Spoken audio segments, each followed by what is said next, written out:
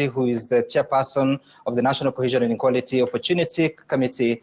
Good evening. Good evening to you. And joining us also this evening is Alan Chacha from Universities and College Students Peace Association of Kenya. How are you doing? I'm fine, thank you. And I also have the Executive Director from the Interreligious Council of Kenya, Linus Ntigai. How are you doing? I'm good.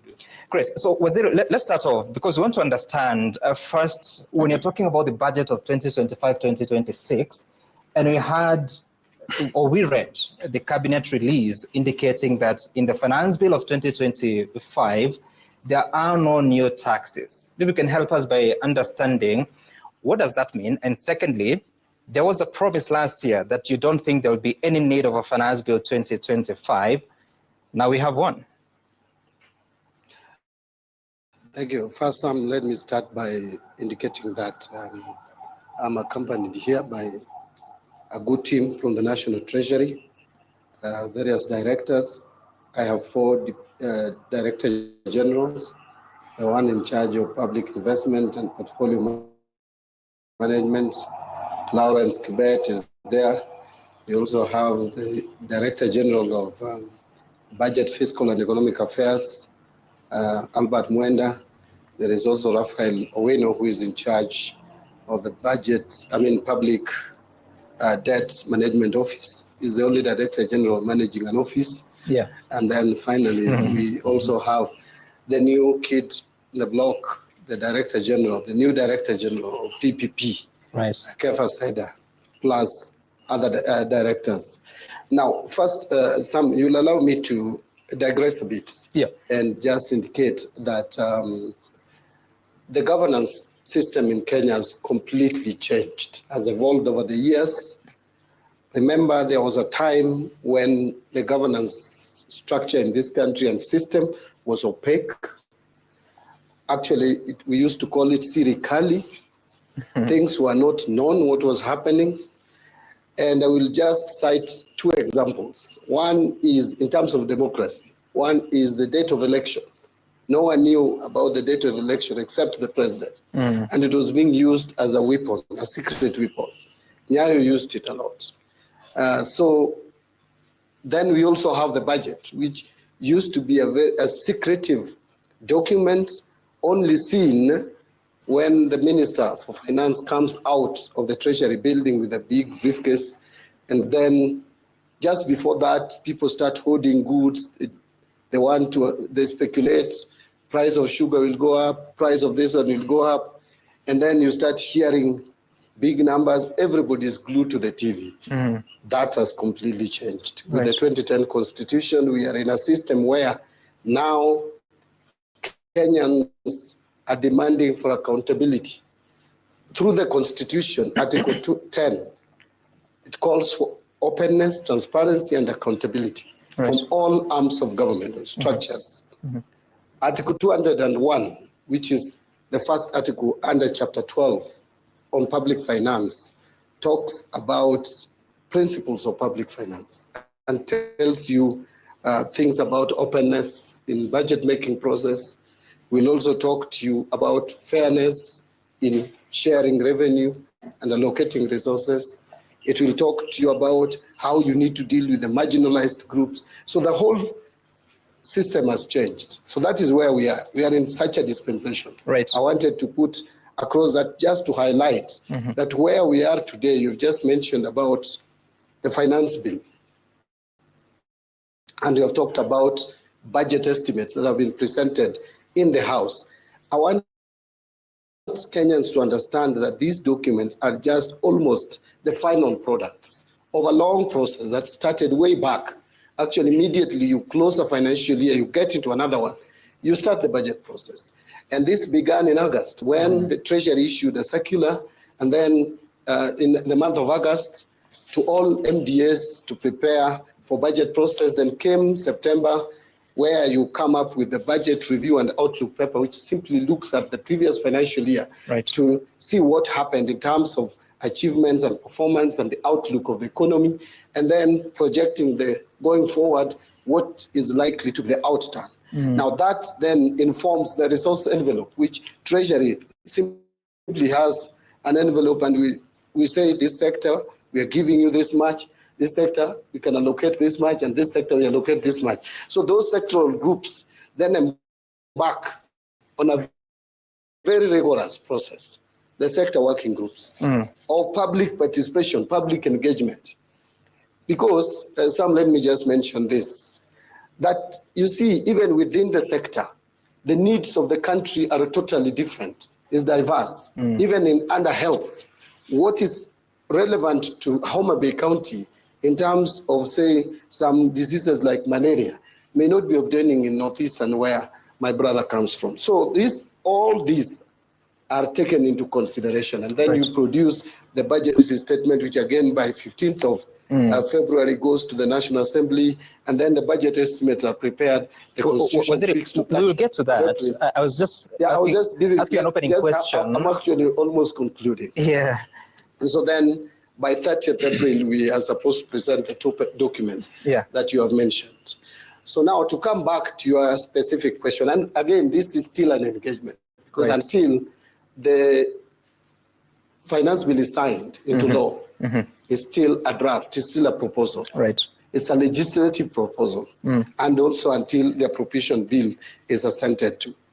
Now, when you ask about commitment that there will be no finance bill in 2025, I don't think that was a commitment from anyone, from me, from myself. What I told me actually said, we're sitting in the same place here. When we were talking about the tax laws, the amendments that were pursued in November, December last year.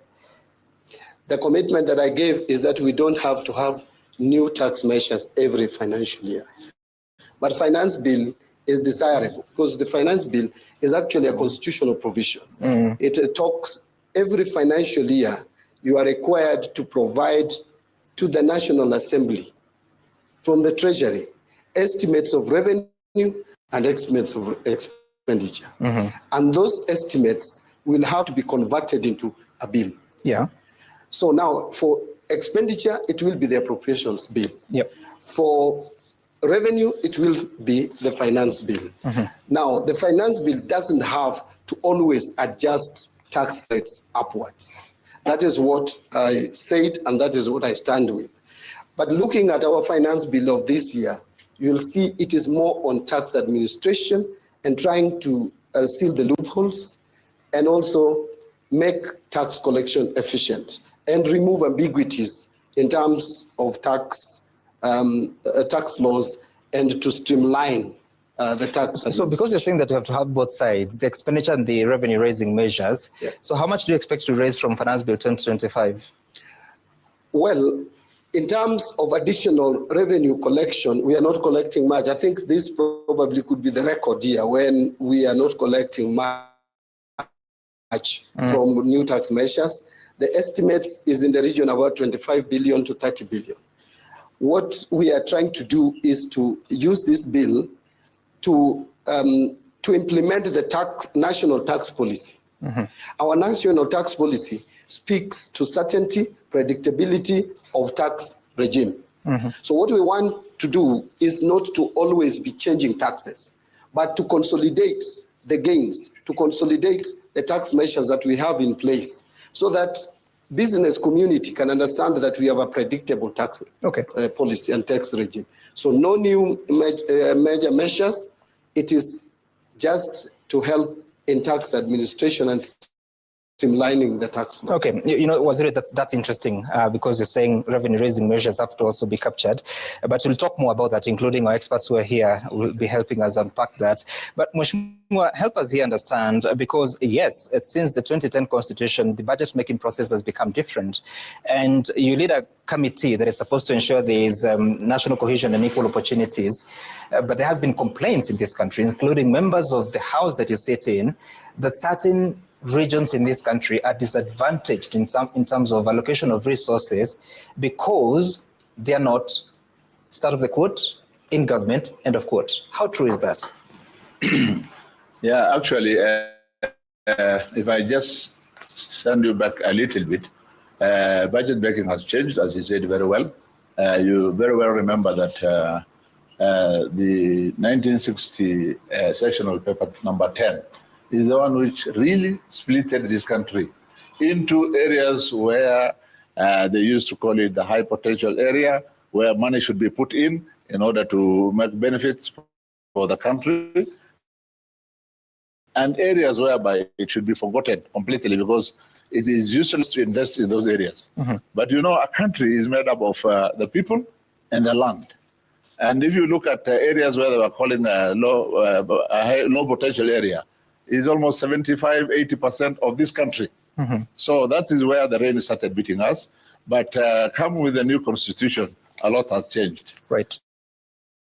And they say that a journey of 1,000 kilometers will start with one step. And you don't expect overnight, you know, change to happen. Right. But a lot has happened between when the new constitution was done and still slowly is happening, is improving. Budget making used to be only where you look at the revenue and the expenditure and look at figures only. Tonight we are seated here, I don't have any figure. But I'm talking of budget making process whereby there should be equity. There should be consideration for everybody. The National Cohesion Bill of 2018, which we are actually repealing now, and we have a new bill coming up, says that people who are marginalized, people who are disabled, the youth, the women, each of them have been given their portion. So how well has Parliament done in ensuring what you're describing? A lot has been done. If you remember very recently, a year ago or so, when Kenya Revenue Authority decided to employ so huge number of youth, and when my committee interrogated and we realized that you know, the employment was skewed towards a certain area, we had to stop it completely, cancel it, and even use the laws, I mean the courts, to stop it so that it can come and balanced. So we check all the time now. Every maybe 1 year we check on government institutions and see how far they have improved. All right. But if I just give you one good example, the law of this country, the constitution of this country says every government employment, 5% must be for the disabled people, must. So I looked at the institutions that had 0.1% a year ago. Recently, when I looked, they have moved to 2%, 2.3%, which is, to me, it is an improvement. All right. And if we continue, we are going to succeed ultimately. Now, the guy from the IRCK, your observation about the progress that the country has made when it comes to consideration of these two major documents, the budget estimates, but at the same time, the finance bill, and borrowing lessons from last year when it appeared the government and the political class was not listening to the people. Thank you so much, everyone else. Looking at the lessons from last year, I agree that the government has learned, especially from Gen Z movement and the riots. Looking at the budget of this time, you can, as the CS has explained, there has been consistency in engaging the public. There has been quite a lot of citizen participation and quite a lot of listening. And that is how we have managed to come up with a budget that is lower than for the last year, a budget that has more consideration on the expenditure, especially within the social sector.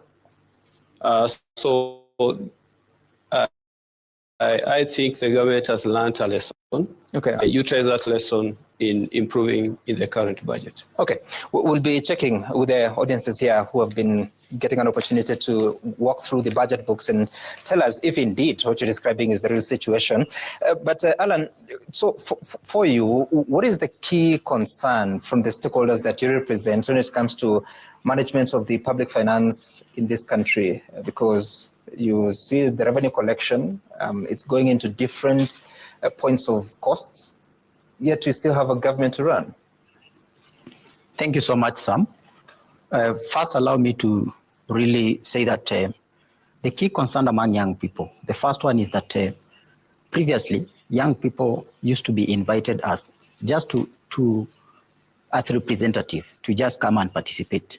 But right now, even if you look at the participant, the audience, it actually reflects the 75% young people in the country. Young people have come up and are showing interest to be part and parcel of building the nation. The key concern that young people are raising is that we need to be on the table. We need to ensure that our issues that we raise are considered from the beginning. And that's why I must really commend the CS, because for the first time, the CS, we have seen him engaging the people direct. And with this one, you find that if the CS goes and engages the people direct, then the real issues will be captured. So, like even last week, was it on Friday, we were able to organize a forum where a student engaged directly with the National Treasury, asking them question, beginning with the first question. Kindly, first of all, tell us the budget making process. How is it? When does it start? Before even you can begin talking about the bill itself.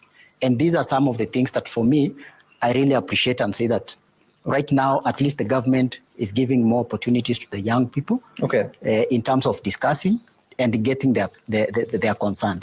And lastly, one of the concerns that has been there is that in most cases, you find that the documents that are normally developed, one, they are too bulky, where you find that young people are not able to read them.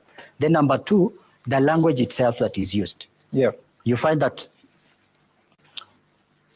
public participation is not just, it's not just a word or a statement, It's something that has been captured in the Constitution, and public participation need to be really taken very serious to the extent that you must be able to understand your audience. If you are going to the young people, which language, how do you design that public participation? If you're going, for example, to the Mama Mboga, the public participation must be designed in a way and targeting those audience. So for me, that is what I can say, that in terms of the young people, one of the things is that for me, the concern and what we are raising is that we must be on the table. All right, Alan, you'll be helping us with alternatives on how you can describe some of the technical terms in the budget making process.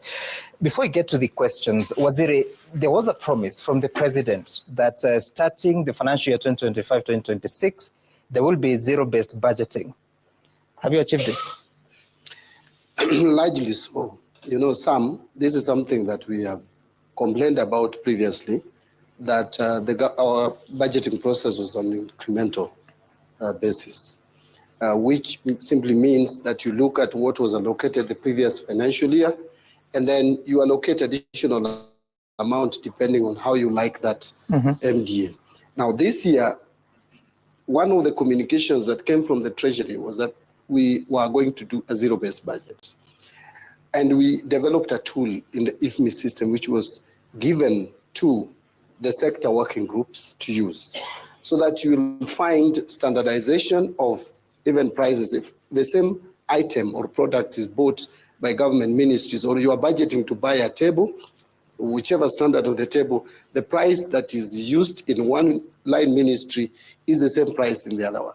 So that we don't have a situation where you are buying 5 tables, for example, and another MDA is buying 3, and yet the budget allocated to them for the same table is higher than this one. So is that what zero-based budgeting means?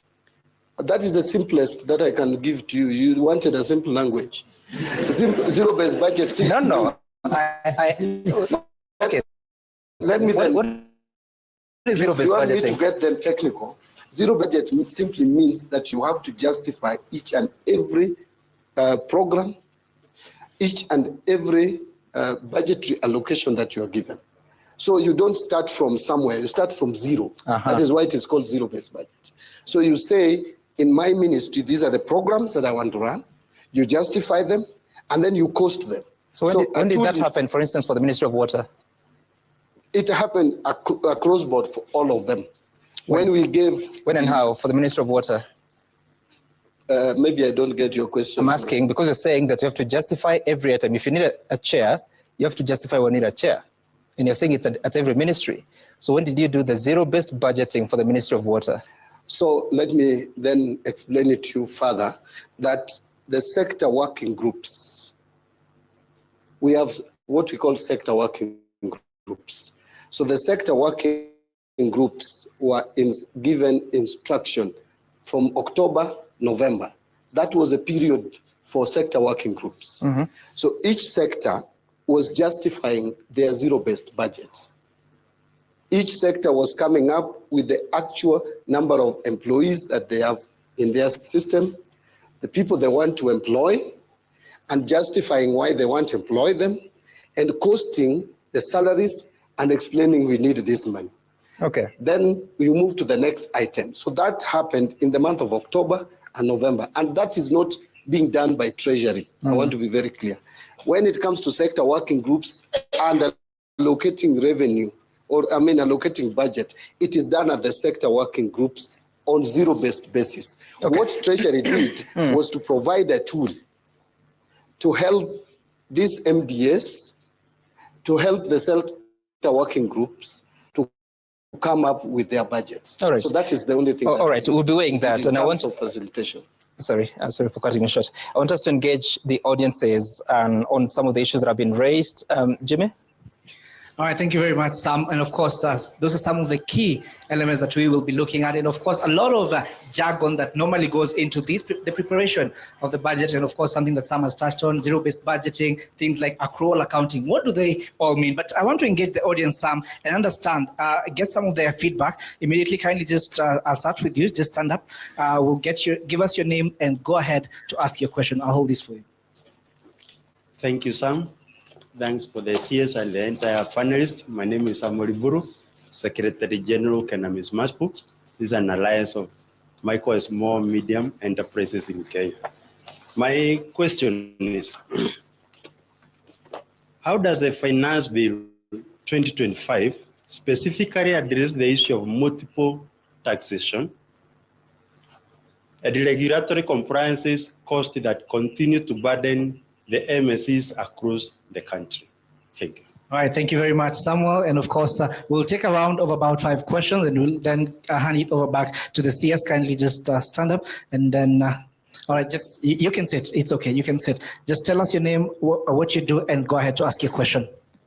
Good evening, everyone. My name is Ken Onyango, the National Treasurer, Boda Boda and Tuk Tuk Transport Cooperative Union of Kenya. The reason why we are here today is because first is to congratulate the... Kindly, sir, just go straight to the question. Kindly, to congratulate the CS for the position of being the CS for Treasury. That's number one. Number two, we want to ask the question, Bwana CS, wakati uliingia in that particular seat, one of the sectors that propelled this government to be in power is Boda Boda and Mama Mboga. Today, this very same Boda Boda imetoa incentives, especially for the assemblers, the local assemblers. And these local assemblers, ukitoa hiyo tax incentives, it means the prices of Boda Boda. Right now, the cheapest bike in the market is around 193,000 Kenya shillings. If you remove the incentive, it means majority of the Boda Boda riders are going to be getting these bikes of by almost past 200 and something thousand, because the assemblers are going to pass that burden back to the Boda Boda riders. Means the prices of spares are going to go up, the prices of, and again, you've also taxed the imported plastics into the country, which means safety will be compromised, especially for the helmets. Many of the riders are dying on our roads, and they are dying because of a head injury, because the helmets are in the market are very, very expensive to buy. So what are the plans that you have? Because the only way you can actually reward us as the Boda Boda riders, just a minute too, the only way you can reward us is by making sure that you take care of the issue to do with safety. So if the plastics are taxed, the incentives are removed, then it means the wheels that are driving the economy of this country, you're already punishing us, Bwana CS. All right. Thank you so much. I want to cross over to this side and I'll start with this gentleman. Kindly tell us your name and go straight to your question, tafadhali. Okay, good evening. My name is Maurice Odur. I'm the General Secretary. Okay. I'm the General Secretary, Matatu Workers Union, and also representing the Matatu operators. My questions are only two. One is, okay, the issue of insurance, Bwana CS, I think the issue of insurance is really hurting the Matatu industry. We have been seeing insurance companies going under, and at the end of the day, the investors suffer as a result of that. So what is the CS going to do to make sure that they safeguard the interests of the public transport operators in this country, because they are the major service providers in this country and they move the masses in this country? Thank you. All right, thank you so much. I'll get one and then I'll hand it over back to Sam and the team. Let me get this young man here. Because I'm short, let me just stand up. Yes, I'm Moses Ayecho. I'm a digital economy advocate and anti-corruption advocate. My question, I'll address it to FCPA Honorable John Mbadi. Mr. Mbadi, congratulations on your appointment as the Cabinet Secretary in charge of Treasury. Let me go direct to the question as directed. What impact will the reduction of digital asset tax to 1.5% have on compliance and innovation in fintech? I'm asking that because the unemployment rates in the country is alarming, and technology and digital economy are the only solutions left as we speak now. Right. Thank you very much. All right, thank you so much. And I want to get a question from a lady. I don't know. Yes, if we can get one lady. There's one here. Wonderful. There is. I'll speak to her. Kindly, may I have.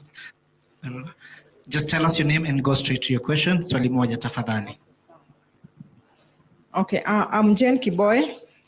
My question goes to the CS. This is implementation of ETMs for, this is electronic tax in invoice management systems.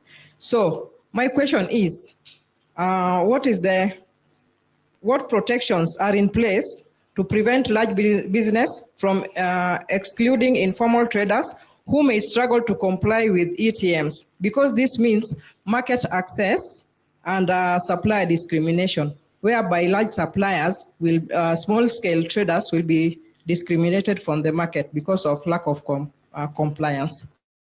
All right. Okay. All right, thank you so much. Sam, over to you. All right, we'll get another round of questions, especially touching on the content of the budget estimates and also the finance bill of 2025. But Waziri, most of these questions appear to be coming to you. Go ahead. Yeah, thank you very much. I will try to address the questions very quickly. And the last one on ETMs, I think we have two of my staff here, a gentleman and Jen and Izinyangwesu. The two of you are from KRA, so you will take this question on the system that you use, because you use it on daily basis. You can address it much easier. Now, on the question of multiple taxations that burden businesses, I think that this came from Buru. We continuously review our tax laws to see and check how they are inhibiting doing business, and we make amendments to those laws continuously to make sure that they are aligned to that businesses that we support businesses. If you look at last year in December's bills that were taken to Parliament, there were 4, and one of them was business law amendment bills, and that one was specifically targeting ease of doing business, and it is now an act of Parliament. So if you look at it, you'll find there were a lot of changes that were made into that law that addressed some of the concerns that business people had. But even in this finance bill, there are a few other changes that we have made, including in terms of investment deduction allowance. When you find the existing law is that you have to deduct this investment allowance over a period of 3 years, even if it is just for small items like utensils, like linen. Now, what we have done in this proposed bill, finance bill, is to expense them in 1 year so that we make it easy. We make it easy in terms of administration and also to help the business people recoup their capital investment earlier than if you did it in 3 years. So that is just an example of how the steps that we took in this bill to address that. Number two, on the issue of border, and Ken, you talked about us removing incentives.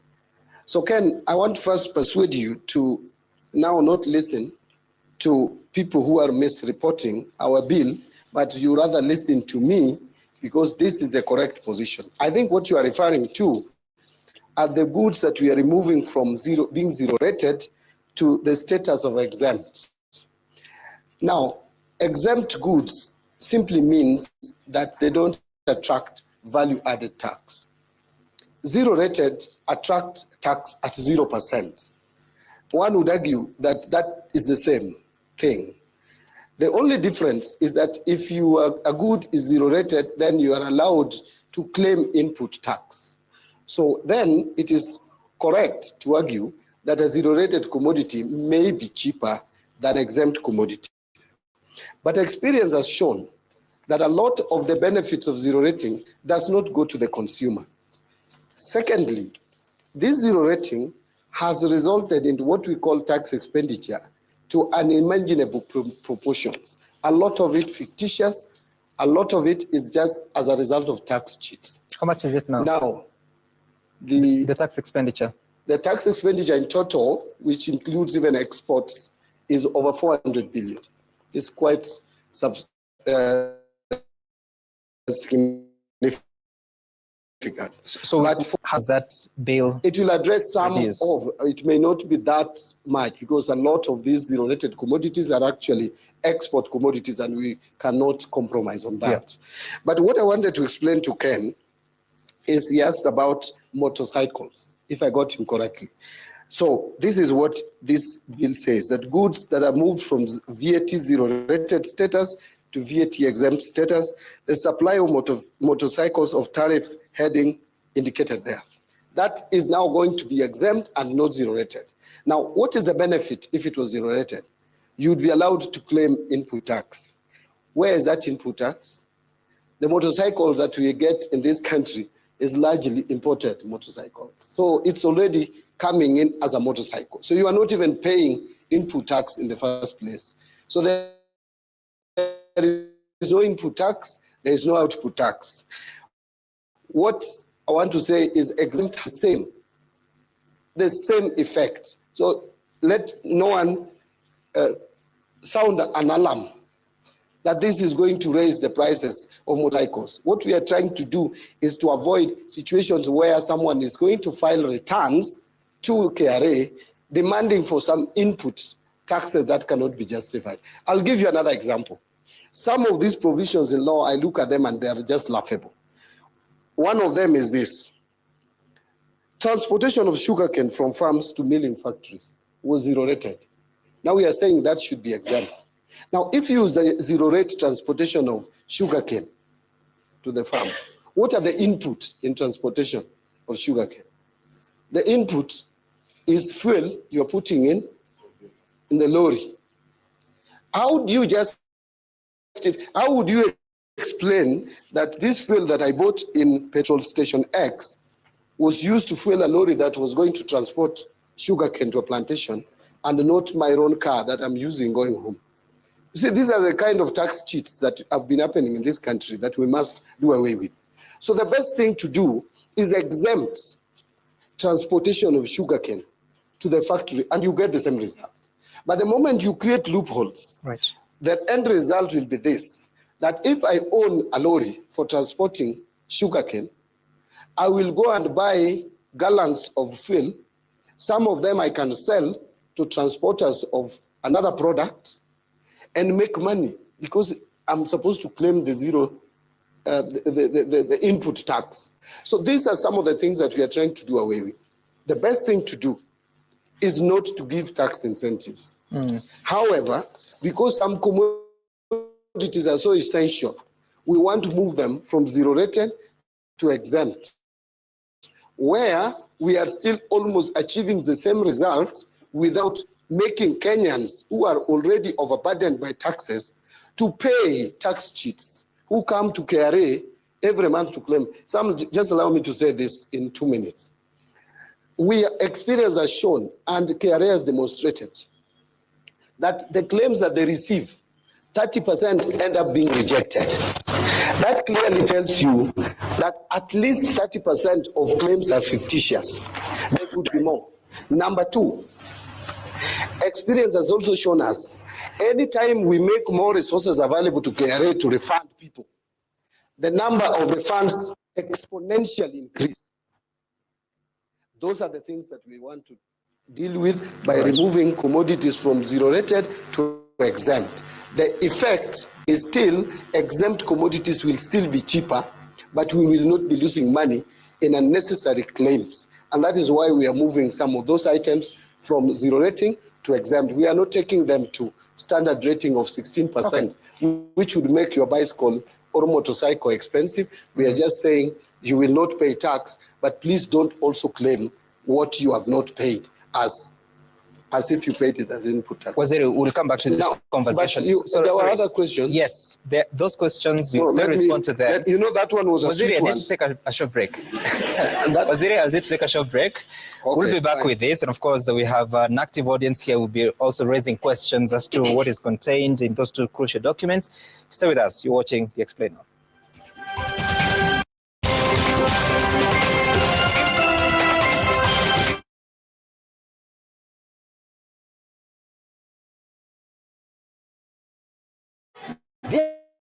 There is no money in your account. What? Harakisha manze, time inaisha. Kila kitu huisha, but a piece of land stays with you forever. Fahari Homes is offering you prime plots in Joska on Kangundu Road in a developed area with all amenities and title deeds ready at only 895,000 Kenya shillings. Book a free site visit on 0714323232.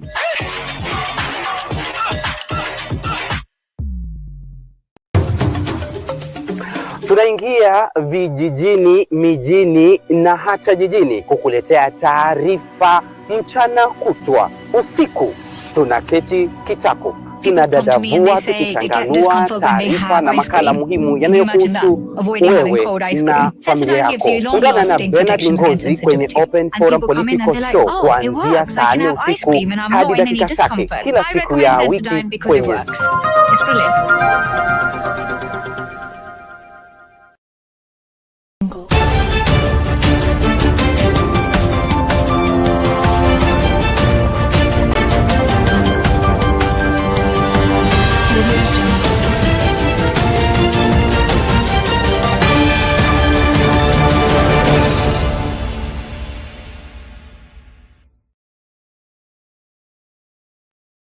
Tonight, the show that gives you an opportunity to air what you feel and think about the latest development on our political front. Well, a lot is taking place so fast. Therefore, everybody must work hard to stay on the cutting edge as far as making sense of our politics is concerned, and of course, remaining on top of all matters. Tonight, this is Sound Candy Talk Live. 72 people have cast their vote already, and only 42 have liked the video, justified. So from the look of things, the majority of Kenyans think the government need to up their. Glad to report we are back on the main channel as well, and therefore we are asking everybody to join from wherever you are. Sound Candy Talk Live YouTube channel, and we are also live on X as well as extended to Facebook.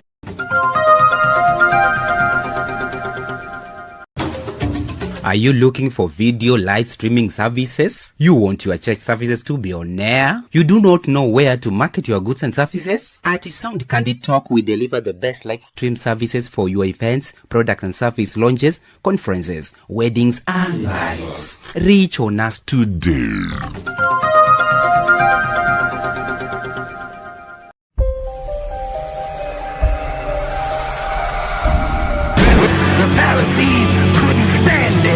When they found out they couldn't stop him, Pilate couldn't find any fault in him, Herod couldn't kill him, death couldn't hang him, and the grave couldn't hold him. Yeah! That's my king. That's my king. Hallelujah, yes, we are naga. Hallelujah, yes, we are naga. Hallelujah, yes, we are naga. Hallelujah, yes, we are naga. I think I'll take less than 2 minutes to address the issue of insurance. I will not speak to it a lot because it's a wide topic, and we have identified a lot of gaps in that, especially in the public sector, transport system, and a committee had been constituted by the CS National Secretary. I have got the report, and we are looking at that report. It was a multi-sectoral team, and so after we are done, I will forward to the cabinet recommendation because it will involve a multi-ministerial effort to deal with the issue of insurance in the public sector. Now, the last question was on digital tax. This one is being reduced from 3% to 1.5%. And this is informed by two reasons. Number one, you see, we have turnover tax, which is also for small business people. And that was reduced to 1.5%. And the argument from those players in the digital space has been that largely they are also small business people. So why discriminate? So we wanted that uniformity. And we have reduced that in line with the turnover tax of 1.5%. So both are going to be 1.5%. Lastly, on that, also, again, to enhance compliance, experience has shown when you have lower tax rates, especially on consumption taxes, then you raise even more revenue. It enhances revenue collection.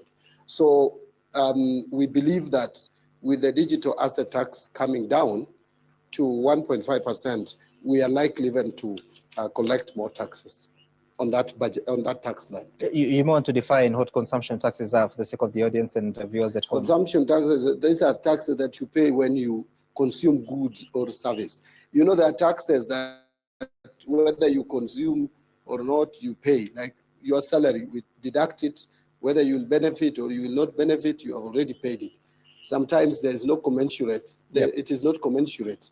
You pay more and you gain less because we are in a society where we support each other. But in consumption tax, the more you consume, the more you pay.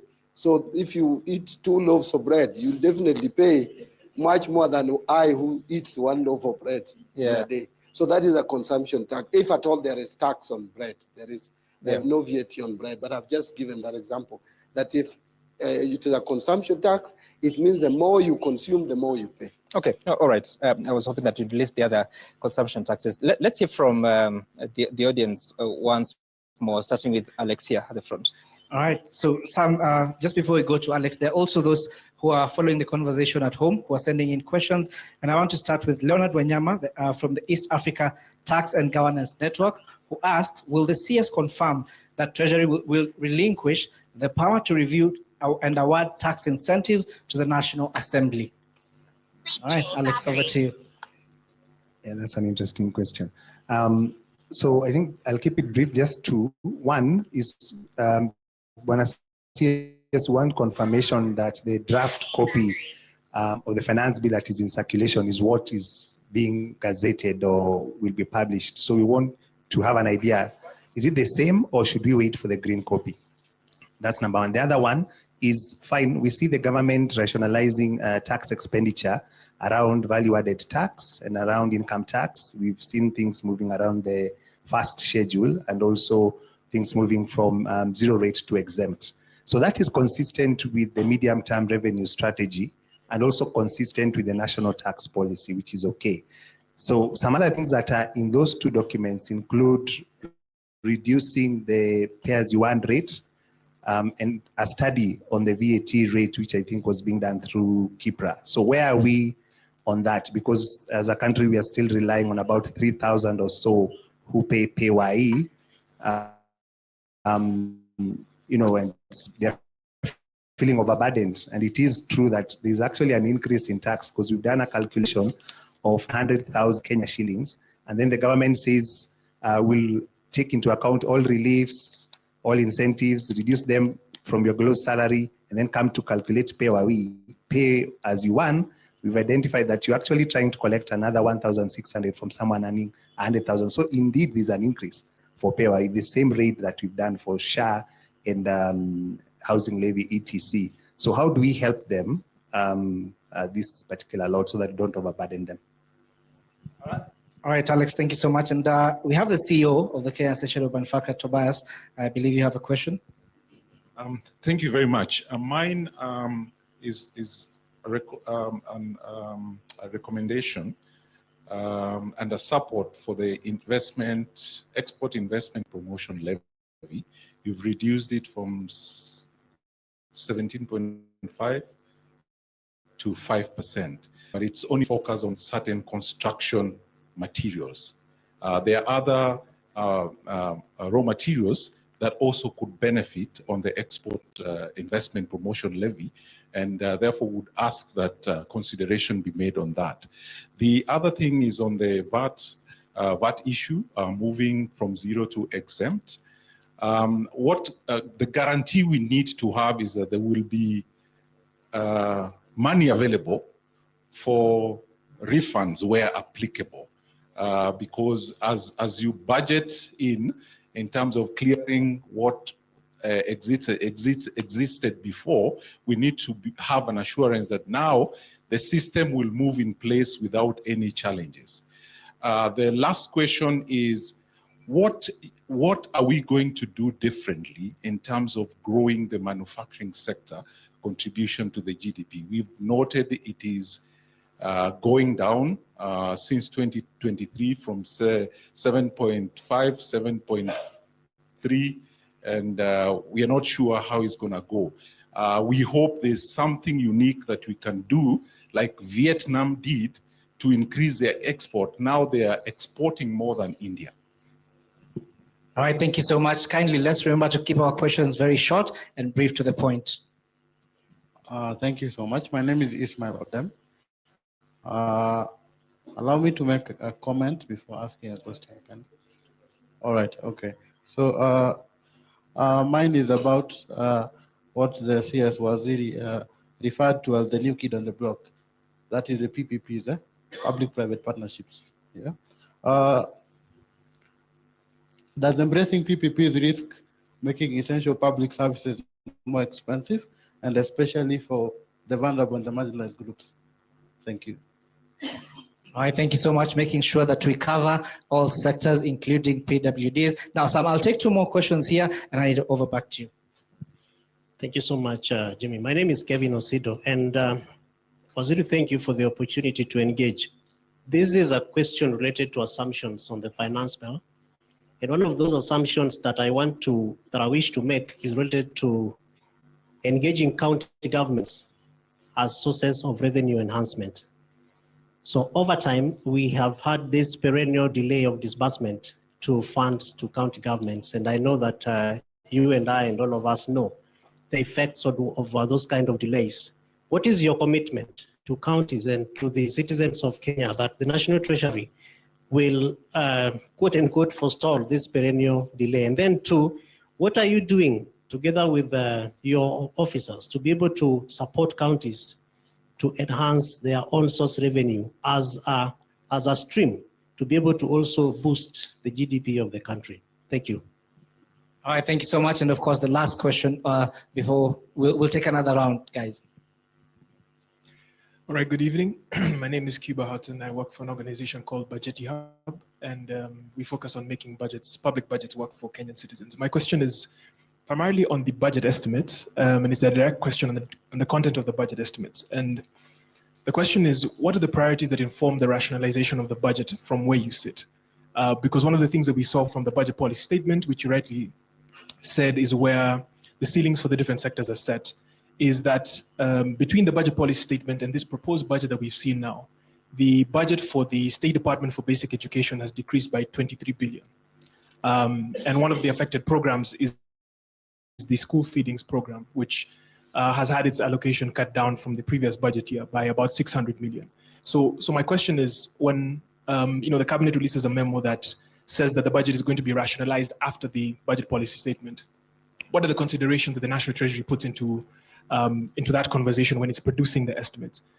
Because we also see, of course, increases in other sectors and other programs. For example, within the State Department for Foreign Affairs, there's a program called the Foreign Relations and Diplomacy Program. And within that, there's an allocation of about the same amount, 600 million, additional for the renovation of government offices in New York. So the question, of course, is one of prioritization. So what are the priorities for National Treasury when it comes to rationalization of the budget? Thank you.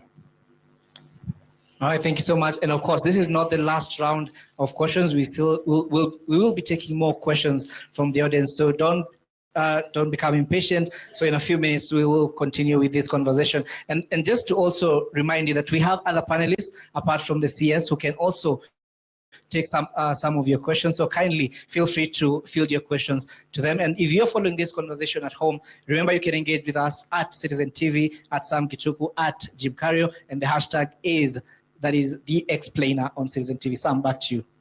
All right, thank you, Jimmy, for that. And again, Waziri, most of the questions going to you, but I'll give also the panelists an opportunity to weigh in on it. But first with you, Waziri, quite a load for you.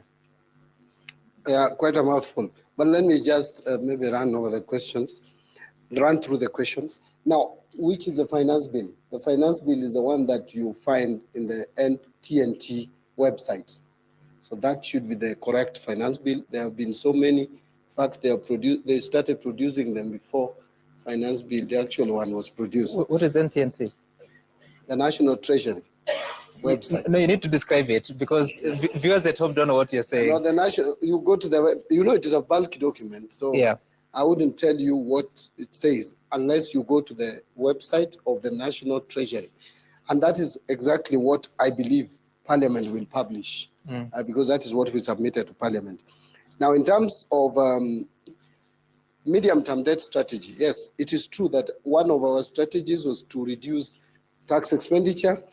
And again, in the same medium-term strategy, we have talked about certainty in terms of taxation, predictability, but we also say that in the medium term, we want to see pay as you earn reducing and value-added tax reducing.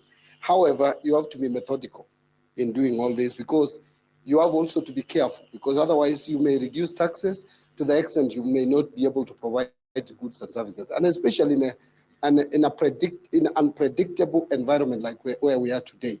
Even our economic growth has been revised downwards by IMF, has revised downwards the World Economic Outlook. The World Economic Growth is projected now to grow at 3.2. Kenya, they are projecting 4.8. We were projecting 5.3. So those may affect revenue. So you can't move too quickly. Otherwise, you may end up, again, it may be counterproductive. So we will, and by the way, in the region, in terms of VAT, we are at the lowest level, at 16%. But we are not intending to go up. We are intending, in the long run, to go down, even on pay as you earn. December, with the tax laws amendment bill, and you have actually pointed out that the reliefs that we brought at least increased or enhanced disposable income. But still, compared to before, I said before 2023 finance bill, which is now Finance Act, you are losing, if you're earning about 100,000, you are actually losing, you are accurate, about 1,600. So we are going to look at those ones going forward. Now, in terms of import and export promotion levy, it's actually coming down, according to our recommendation, from 17.5% to 10%. And we have just recommended the iron rods and also the billets. We have not captured others, but that is starting point. It's actually a negotiation. You know, taxation measures are negotiated. There are producers of these materials who also believe that they should be protected.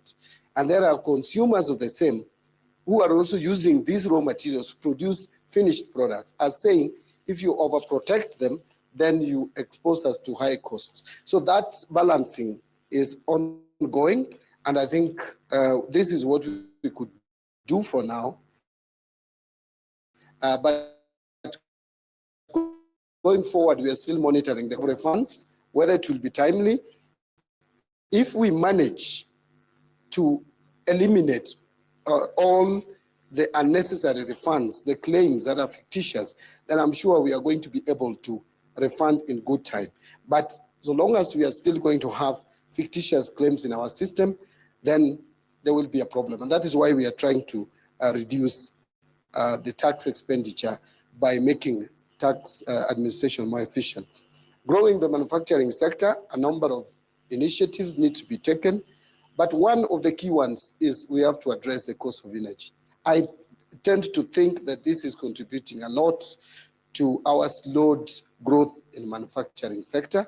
I know as a government we are putting in a lot of money, we are investing a lot in energy sector, but still a lot needs to be done in terms of power production, transmission and distribution to make our production sector more cost efficient and effective.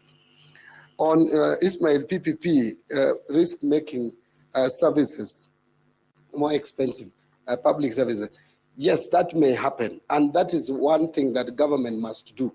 That is why if you look at the PPP law, it is so detailed, it is robust, it requires a lot of care, due diligence, and also public participation, so that you take care of interests of the public as you implement the PPP project. Because if you just go full blast and pick any other person around who has money to invest in our public infrastructure, then you may crowd out our public from using the same infrastructure. So that must be taken into consideration. That is why the debate around Jomo Kenyatta was very robust, because Kenyans were asking, what is the value for money? So these are questions that we will still continue to talk about. In terms of county governments, the commitment I can give to the county government in terms of release of funds to support the functions and the services provided at the counties is that we will endeavor first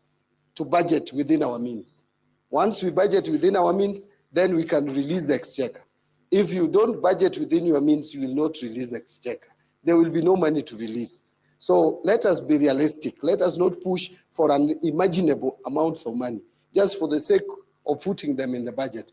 That we want 600 billion to go to counties and 3 trillion to remain at the national government level, and yet we cannot afford to release the exchequer. So first, be realistic.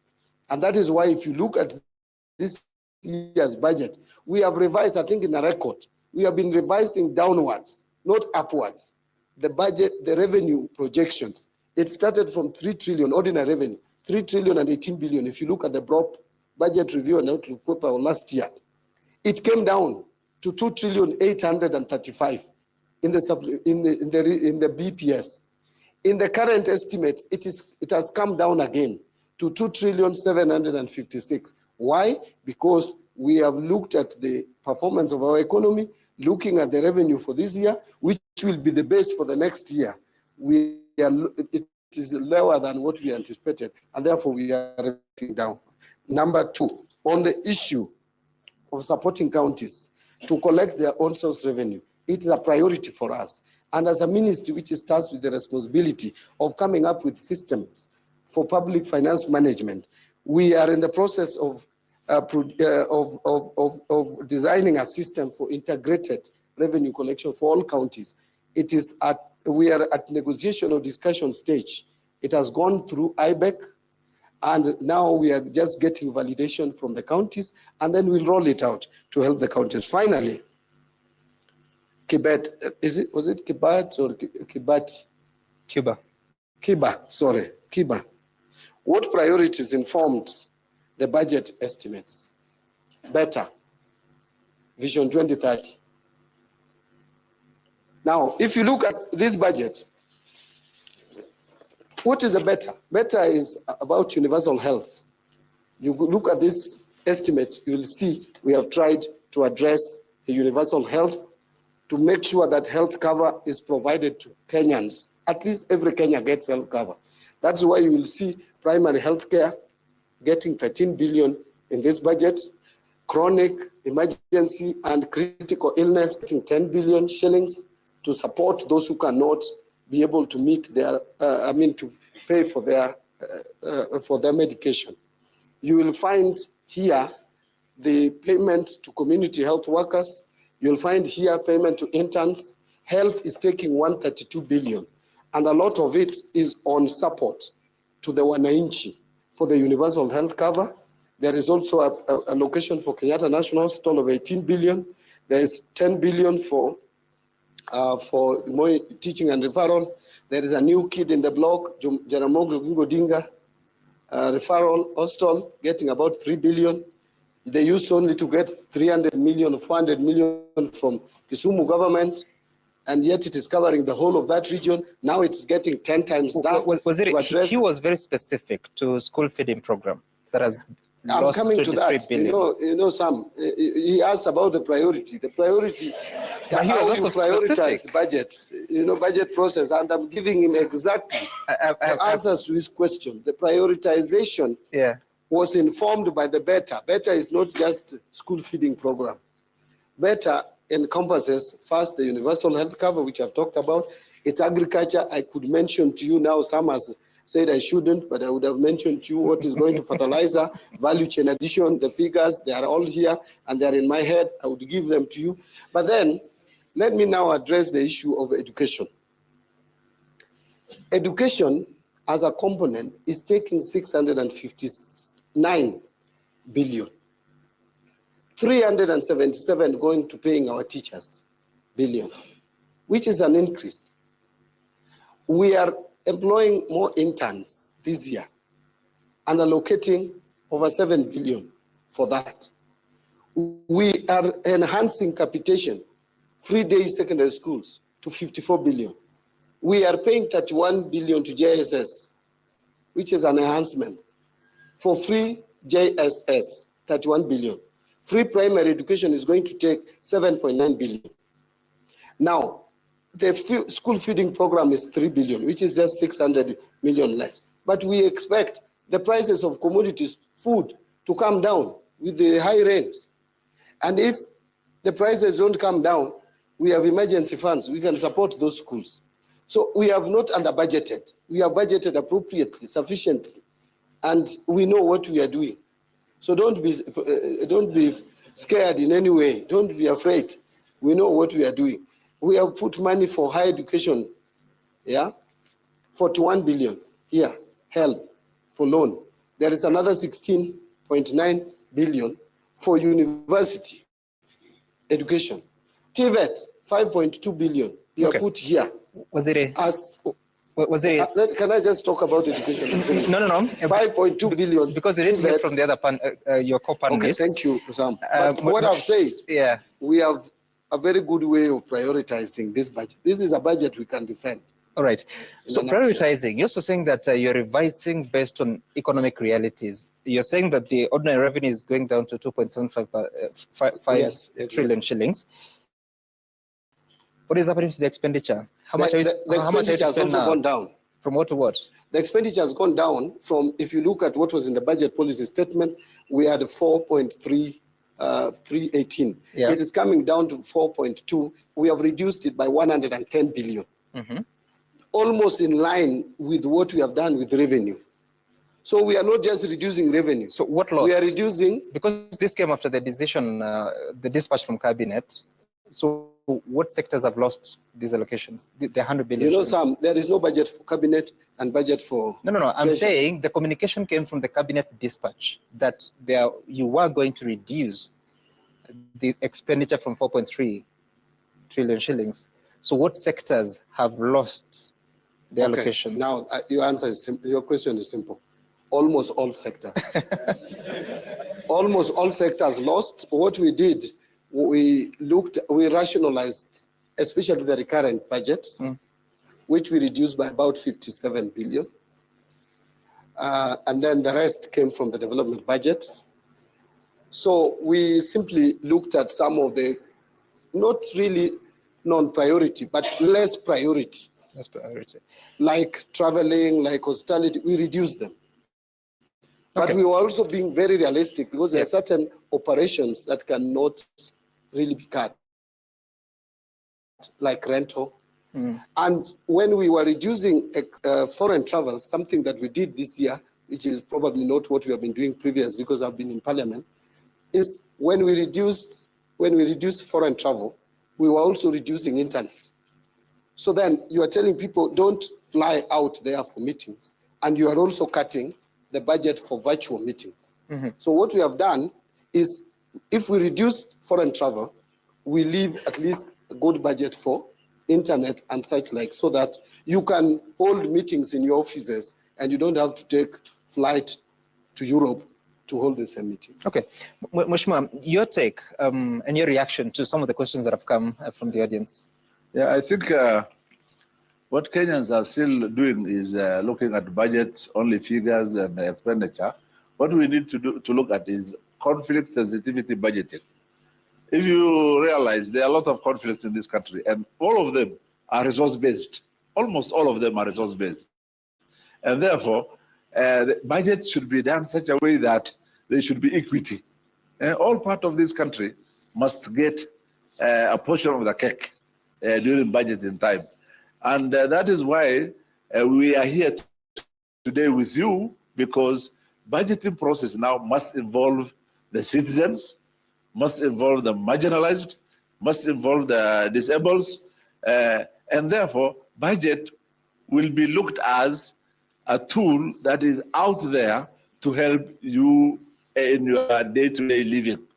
What is very important in life is basically three things are very important in life. To have peace. Where there is conflict, then everything is haywire and nothing happens. To have peace. So we have budgets which make sure that, unlike before, which looks at every part of the country, every sector must look at every part of the country. And therefore, there'll be equity and there'll be peace. We look at budget for food security. If you're hungry, then you will end up in creating chaos. And hence, that is why among the better, agriculture is there, food security is there. And it is well budgeted for, such that we are not hungry anymore. Then health. If you get those three things in basic life, the rest are luxuries. Thank you. Okay, interesting. Lawrence, before we take a break, your reaction from the conversation. Thank you. My name is Linus. My reaction is that a good budget is that which is done participatory, which is participatory in nature, because by so doing, this budget will capture the actual needs of the people who are the intended beneficiaries of the budget. And therefore, by has meeting, by CS and his team finding it necessary to bring this team here, being part of other forums, it is a good thing. And this is why I said this part of the learning that the government learned from last time. So having a budget that is developed in a consultative manner ensures that the budget that comes up is more of a uniting factor other than a dividing factor.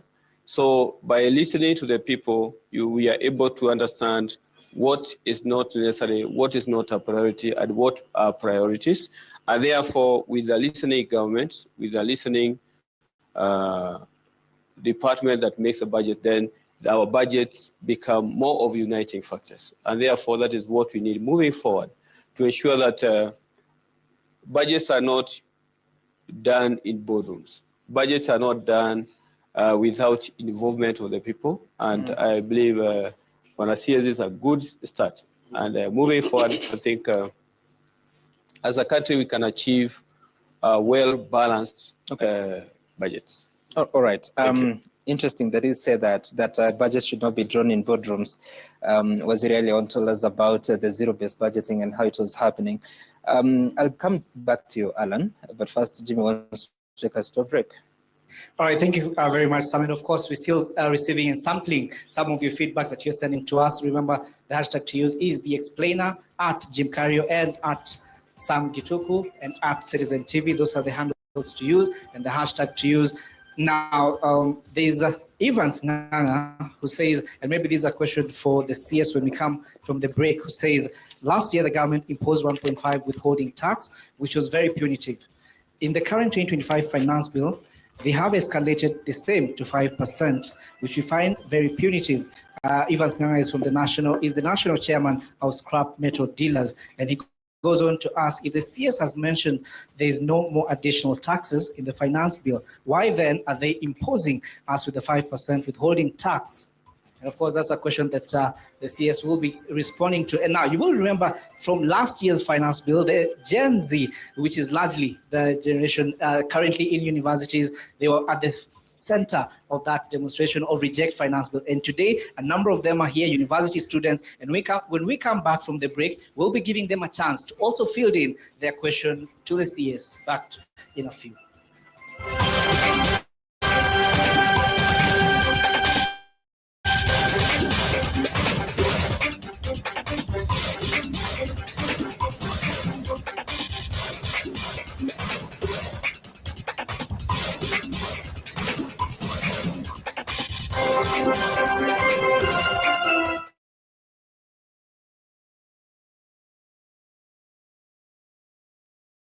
Nivea Black and White Dew, now with 72-hour protection.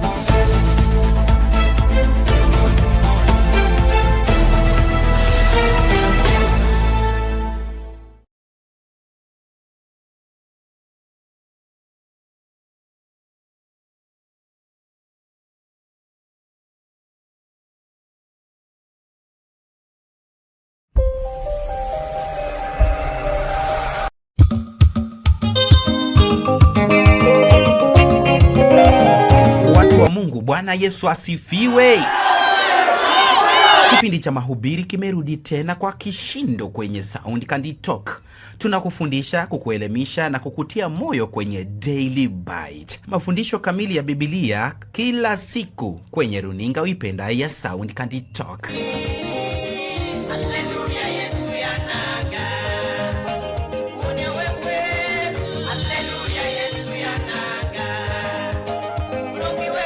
Millie.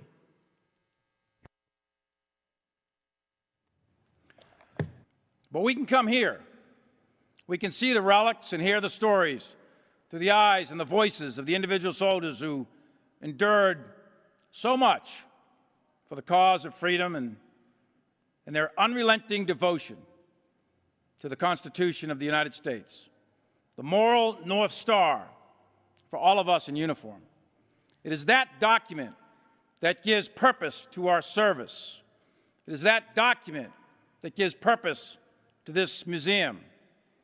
And we in uniform are willing to die to pass it on to the next generation. In it are the ideas and the values that make up this experiment called the United States of America. And the motto of the United States Army for over 200 years, since 14 June 1775, the motto has been, "This we will defend." And the "this" refers to the Constitution and to protect the liberty of the American people. You see, we are unique among armies. We are unique among militaries. We do not take an oath to a king or a queen, a tyrant or a dictator. We do not take an oath to an individual. No, we do not take an oath to a country, a tribe, or a religion. We take an oath to the Constitution. And every soldier that is represented in this museum, every sailor, airman, Marine, Coast Guardsman, each of us will protect and defend that document regardless of personal price.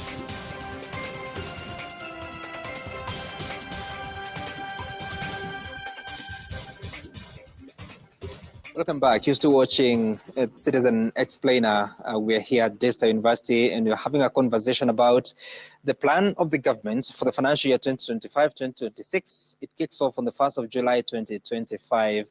So many questions that have been coming from the audience here. But before we took a break, Alan, you were to give us your thoughts about the conversation so far and if you think it's meeting what the young people would have wanted to see in their country. And if it's not, just let us know so that we stop this conversation. Thank you so much, Sam. First, allow me to say that it's a good start because previously, I think many of us, we just used to see during the time of reading the budget. But you've seen this is a very good engagement, but I think we need to do more, especially in terms of creating spaces to, before even having this kind of engagement, especially for the young people. We need where maybe the Treasury will be able to come and unpack, for example, unpack the finance bill to the young people. Maybe, let me say, two days. Then after that, once they have unpacked, the young people have understood, then we can have this kind of engagement. Because you've seen even the first round, the second round, most of the questions have not come from the young people, but they are very willing and they're here. And the reason is because this kind of platform need to be created more so that first of all, we unpack to the young people can be able to understand the document and then they speak from the point of facts. But I must really commend the CS and the Treasury. I think this is a very good start. That can be my comment in terms of the immediate observation that I've seen. All right, and we'll get to the questions. Before we do that, Waziri, you just told us that there's a deliberate effort to cut expenditure. I'm looking at the State House budget for the financial year 2025-2026. It's 5.34 billion shillings. Out of that, you have government advisory services at 1.246 billion shillings. And last year, the estimate was 1.27 billion shillings. So it remains more or less the same place. If you have to look at what has happened since you joined government, the number of advisors have been going up, especially for that particular office I mentioned. What is the rationale here when you're sharing the national resources against the services that need to be funded? Yeah, first, allow me to mention two things before I come to that. Number one is my apologies. I'm told the finance bill has not been uploaded in our website. On our website, I think there was communication with the Parliament National Assembly that they wanted us this time to just upload once they publish the bill. So I think we need to find a way of getting this bill to the public quickly. I'll make sure that I discuss with the clerk of the National Assembly. Sorry, so National Treasury will publish what Parliament will have received from you? So that we avoid duplication of publishing the same bill. One bill is here, another, so that we are sure that there's just one bill.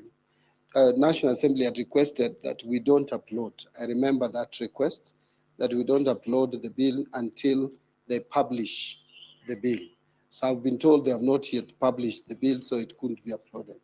But if that is the case, I'll talk to National Assembly to make sure that the bill is out. So it's a simple matter. There's a question that came on withholding tax, and I think I need to make that clarity so that it doesn't go as if that is the truth. I think there's a gentleman who sent a text that on scrap metals, we are increasing withholding tax to 5%, and that is not correct. I think what he meant is that there is an amendment that we are bringing there. Remember, before, supply of services to governments was subjected to withholding tax. However, supply of goods were not.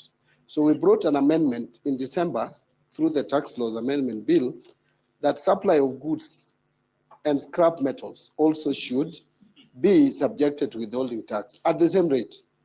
Now this year, we are not changing the rates. The only thing we are doing is what we forgot to do was to determine the supply of goods and scrap metal as income, because that was not captured in law. So you have to make sure that is also captured in law that these are income. If you just subject them to withholding tax without putting it in law that they are also income, then you don't collect the tax. There was that confusion. So that is what we are trying to do. We are not amending, we are not changing any tax rates. On the question you have asked me, Sam, it should be appreciated that there are also facilities that need improvement, and that is the fact that state houses have remained unrenovated for years is in itself an eyesore. And so we have, from last years, done a lot of renovations in these installations.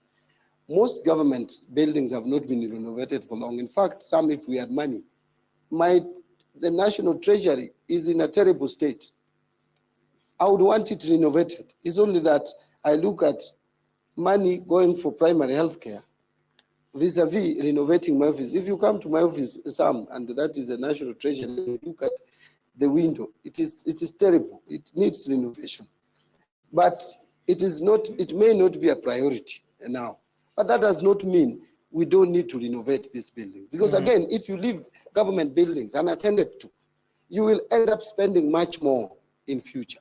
So the fact that a location has gone to State House should not in itself be condemned. I actually like your answer, but my question was about government advisory. Government? Advisory. You are asking about president advisors? Yes. I don't have authority to hire advisors for the president. Sam, you know, I don't want us to go beyond my paycheck. No. Your estimates.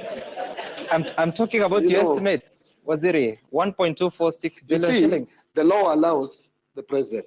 The law allows the president to hire advisors. To hire advisors. How many? And by the way, there is no provision in terms of numbers. The people of Kenya didn't give. Do you recall? What the people of Kenya did Yeah. was to allocate to the president the maximum number of cabinet. But in terms of advisors, if you go to the law, it is left open. There was a circular published by your predecessor to cut government advisors by 50%. Not them, but reduce government advisors by 50%. That has been done.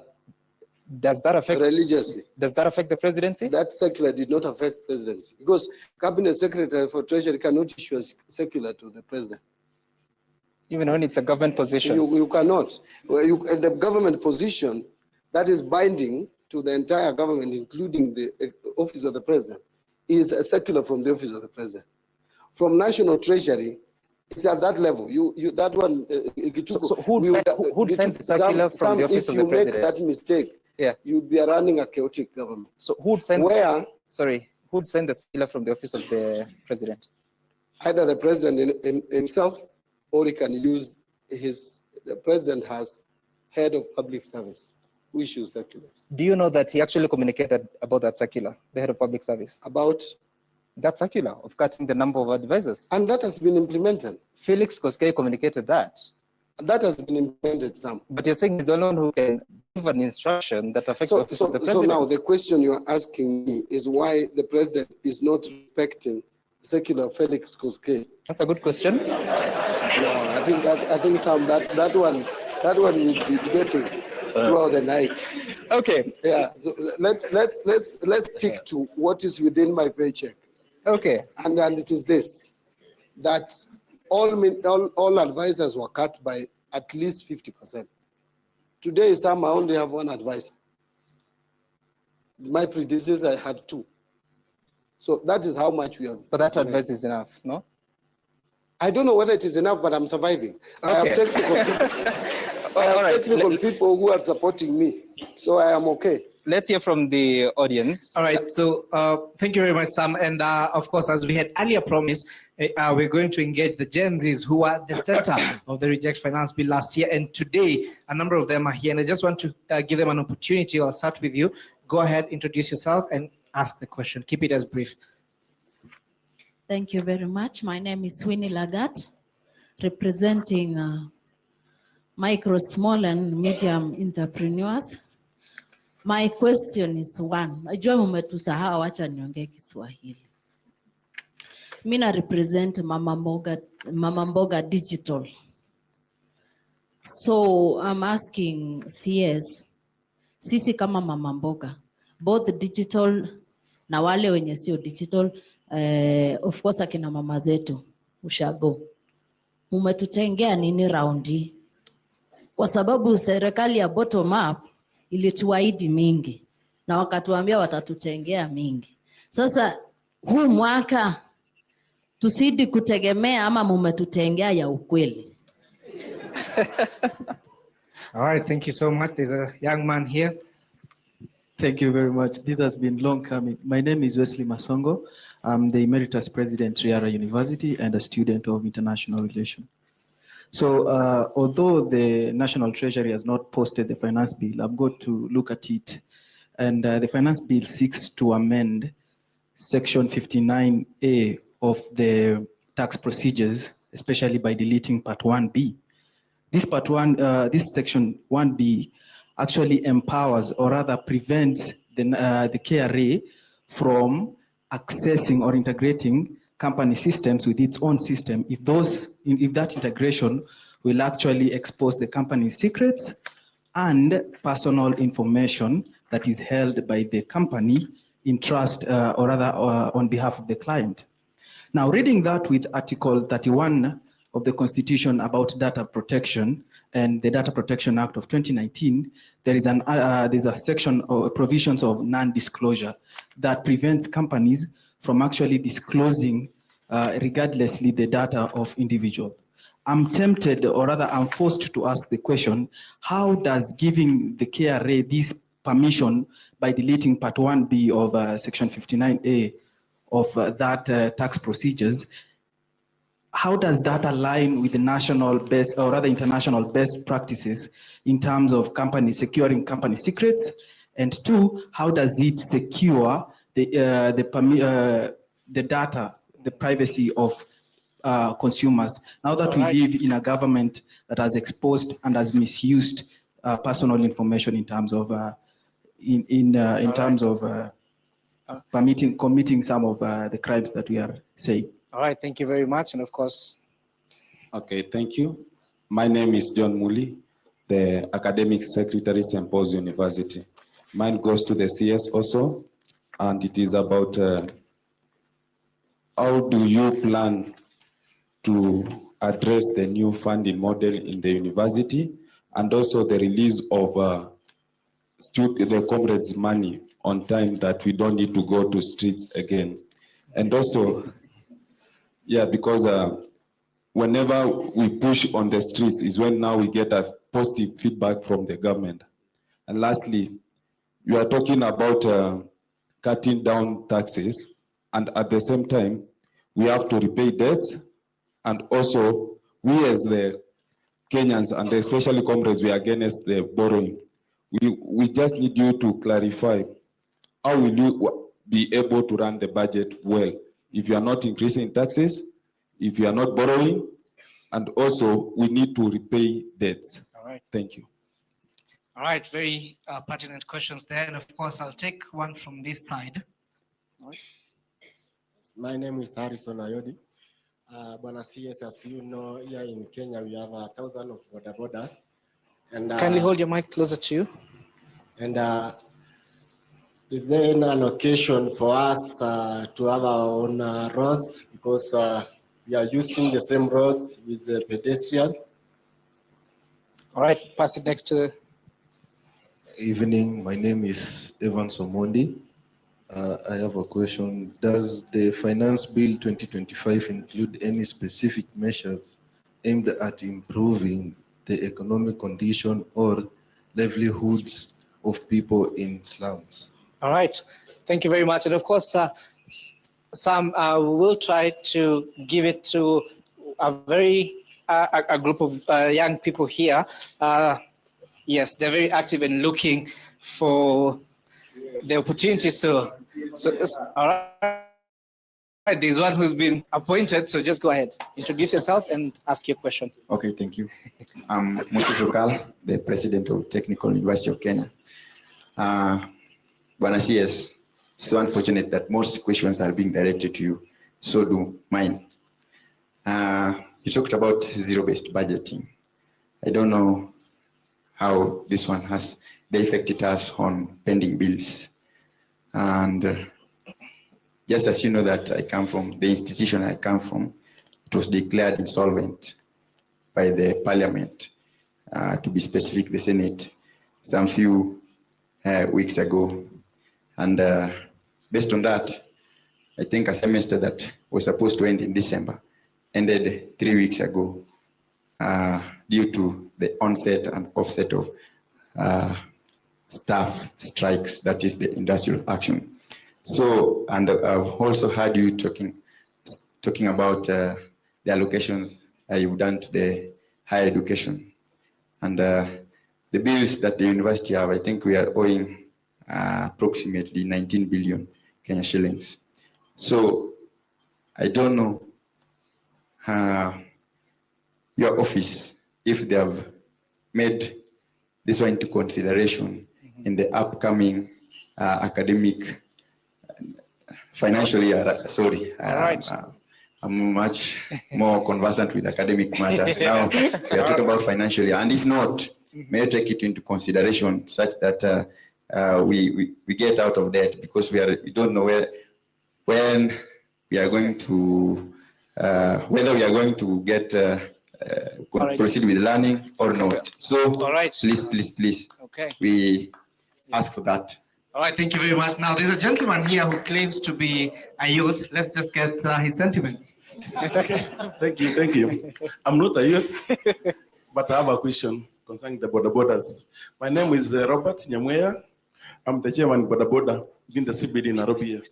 My question is this: when riding, you must wear an helmet, and I can see you've increased the cost of the imported plastics.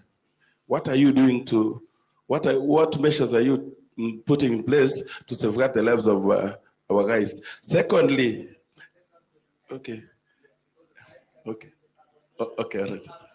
Questions to get to you. All right. Thank you. Thank you for this opportunity. My name is Liban Guyo, and I work with the National Cohesion and Integration Commission. In our country, the allocation of national resources has always followed or influenced by the politics of numbers. The more populated an area is, the more they are able to detect the allocation of resources. And in most cases, the densely populated areas are the ones which are advanced in all the spheres of development. Because we are following the formula of looking exactly at the population. My question to Waziri is, in this year's budget, to what extent is this year's budget follow the equity formula in resource allocation? You know, looking at indicators such as poverty, infrastructure deficits, land mass, and historical marginalization. Thank you. All right. All right, thank you very much. And of course, Sam, you can see from the questions that we are having here, a lot of interest on this topic, but for now, back to you. All right, and when I come back to the questions, please allow me, I've had enough gentlemen. I want to hear from ladies on the questions they have to ask. And after that, they'll give me a vote. Waziri. Quite a mouthful. Yeah. Now, again, let me start with the data protection question, because I think that one has been canvassed and discussed.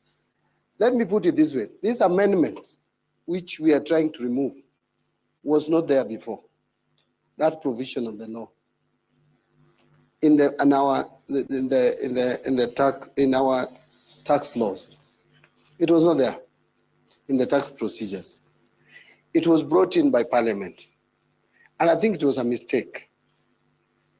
Already, the tax procedures had taken care of the data protection, because if you look at the provisions of that, the Tax Procedures Act, it speaks to in line with the Data Protection Act. So you can't go outside Data Protection Act.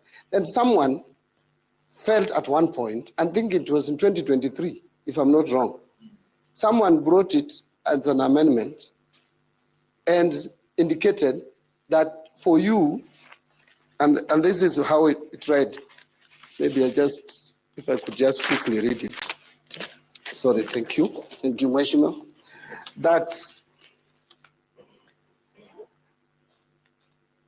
that if it's a commissioner from integrating or sharing data related to trade secrets and private personal information held on behalf of customers or collected during the course of business. If you don't define these trade secrets and you don't define private personal data information, Commissioner General would not look at any data in this country. And I think this was the intention of this amendment. It was mischievous in my view. It was denying KRA opportunity to see the visibility of people who are avoiding to pay tax. And there are many of you, out of your salaries, you are stressed, you are deducted tax, yet there are so many people out there operating huge bank accounts and they cannot pay tax simply because they are protected by this kind of mischievous laws. And you want to defend them in the disguise that there is data protection. Data protection principle is already there and the law captures it very well. You cannot go outside that province. Let us please not fall into this temptation of protecting tax cheats. Some of us who are protecting these people, we don't even have anything much to hide. You don't even have any secret, leave alone trade. What are these trade secrets? There's simply financial information someone is denying Kenya Revenue Authority so that they don't pay taxes. And they're building huge buildings here in town. They are driving big cars. They are showing opulence all over. And you earn only 50,000 and you surrender almost 30%, 35% to Kenya Revenue Authority. It is unfair. It is immoral. It is something that we should not allow to continue. And that is my position. On the issue of MSMEs, my sister, by the way, let me make it clear that we have made some provisions for MSMEs. We are even increasing the Hustler Fund, by the way, so that you can take more loan out of that fund. And there are a targeted allocation for MSMEs and cooperatives Increasing to support. what, Waziri? Yeah? Increasing to what? The Hustler We're adding 1 billion. You know, we are also cash strapped. So the money should be revolving, but we are putting in more injection of 1 billion in the budget. But let me also put it this way. It is not that you have been lied to, that you are not being attended to. Look at this program, which has been scandalized, condemned, but now I can see people are accepting. SHA. So many Kenyans could not afford medication. So many Kenyans were suffering from chronic diseases and they are earning nothing. They cannot afford medication. We are making provision in this budget to make money available so that some of these people who have chronic diseases and cannot afford insurance can afford it, can go to hospital and be treated, even if you're operating as an MSME. So look at this budget in totality. Look at it, how much is provided for primary health care, how much is provided for critical, chronic, emergency and critical health cover, how much is provided for education. So we look at it in totality, but I would guarantee you money is not enough, but we have provided some money for the micro, small and medium enterprises. I want to be quick because of the timing. The new funding model, I think this one can be best explained by the Ministry of Education, but we have provided money, as I said. Under HELP, we have provided 41 billion. Under university funding, there is another 14.6 billion. So we are providing funds for university funding. And universities in general, and that is to address the question of TUC, I wish we had enough money to get out our universities which are facing financial crisis out of their problems. But we don't. And I think one problem that we have is that we are living a lie. We need to look for a better way through which universities can make money. I remember when I was at the university, there was a problem, this almost similar problem. That is when we came up with the parallel degree programs. The parallel degree program, the mistake we did was supposed to be a transitional program to transition us to where universities focus on certain critical things. One was research, and two, the universities are supposed to provide consultants. World over, Universities are financed through research and consultants. Here in Kenya, we have killed research and consultancy. So we need to redirect resources to research and consultancy to make universities be economically viable. But if we continue thinking that we can fund them, right now we have provided 86 billion for universities, but that will not be enough. But it is a step forward. I was just addressing your question because you asked, how much have we provided? There is 86 billion shillings for the universities. On releasing money in good time without going to the street, no, we will release money immediately we get it. Immediately we collect, we release. By the way, we try as much as possible, Sam. Yeah. When we are prioritizing exchequer releases, we are usually very alert, especially January. We make sure capitation is released to schools 50%, and we did that in the first term. Universities also, we make sure that we finance Higher Education Loans Board and the new model of funding. We will make sure that that is done timely. Cutting taxes, yes, my friend asked a question on, we are saying we are not going to increase taxes, yet he doesn't want us to take debts. I am also with you in that same boat. We cannot continue taking, overburdening ourselves with debts. That is why when we realize that revenue projection is coming down, we are equally cutting expenditure so that the budget deficit remains within the fiscal framework that we had already agreed on. The fiscal framework, the budget deficit, we are pegging it at no more than 4.5%. It has been coming down. Remember, when the last government left office, it was at 8.1%. It came down to 6.2%, 5.6%, 5.3%. This year, it is going to be 5.1%. We want to come down to the next financial year. We are going to 4.5%. In the medium term, 2.7%. And that is how we are going to get out of that debt trap. There was a question on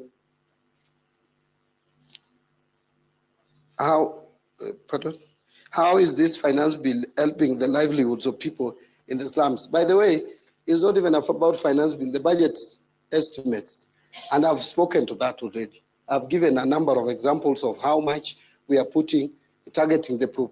In fact, the cash transfer is taking 35 billion in this budget in the coming financial year. But we want, the cash transfer is growing exponentially. So we have already told the ministry, the State Department, to make sure that that register is also cleaned. Because we have people there, I believe, who are getting cash transfer, who should not get cash transfer. We cannot pay 44 billion per year as cash transfer. It is a good thing. It is progressive. It is something we must continue doing, but we must do it with we must make it efficient, and we must remove any names which are not supposed to be there. I'm struggling some because of my voice, but let me answer the last question. Last one was on pending bills. How does that tie in to zero-based budgeting? Well, pending bills, we have already put it very clearly that it is in law. It should be the first charge. However, we have accumulated some pending bills over the years. We formed a committee. That committee has actually almost is nearing completing the work. If you look at the pending bills that have been approved out of the total that was received, over 663 billion pending bills. Out of that total, the amount that has been approved, certified, they have already analyzed over 574 billion, and they have certified only 229. Now, what does that tell you?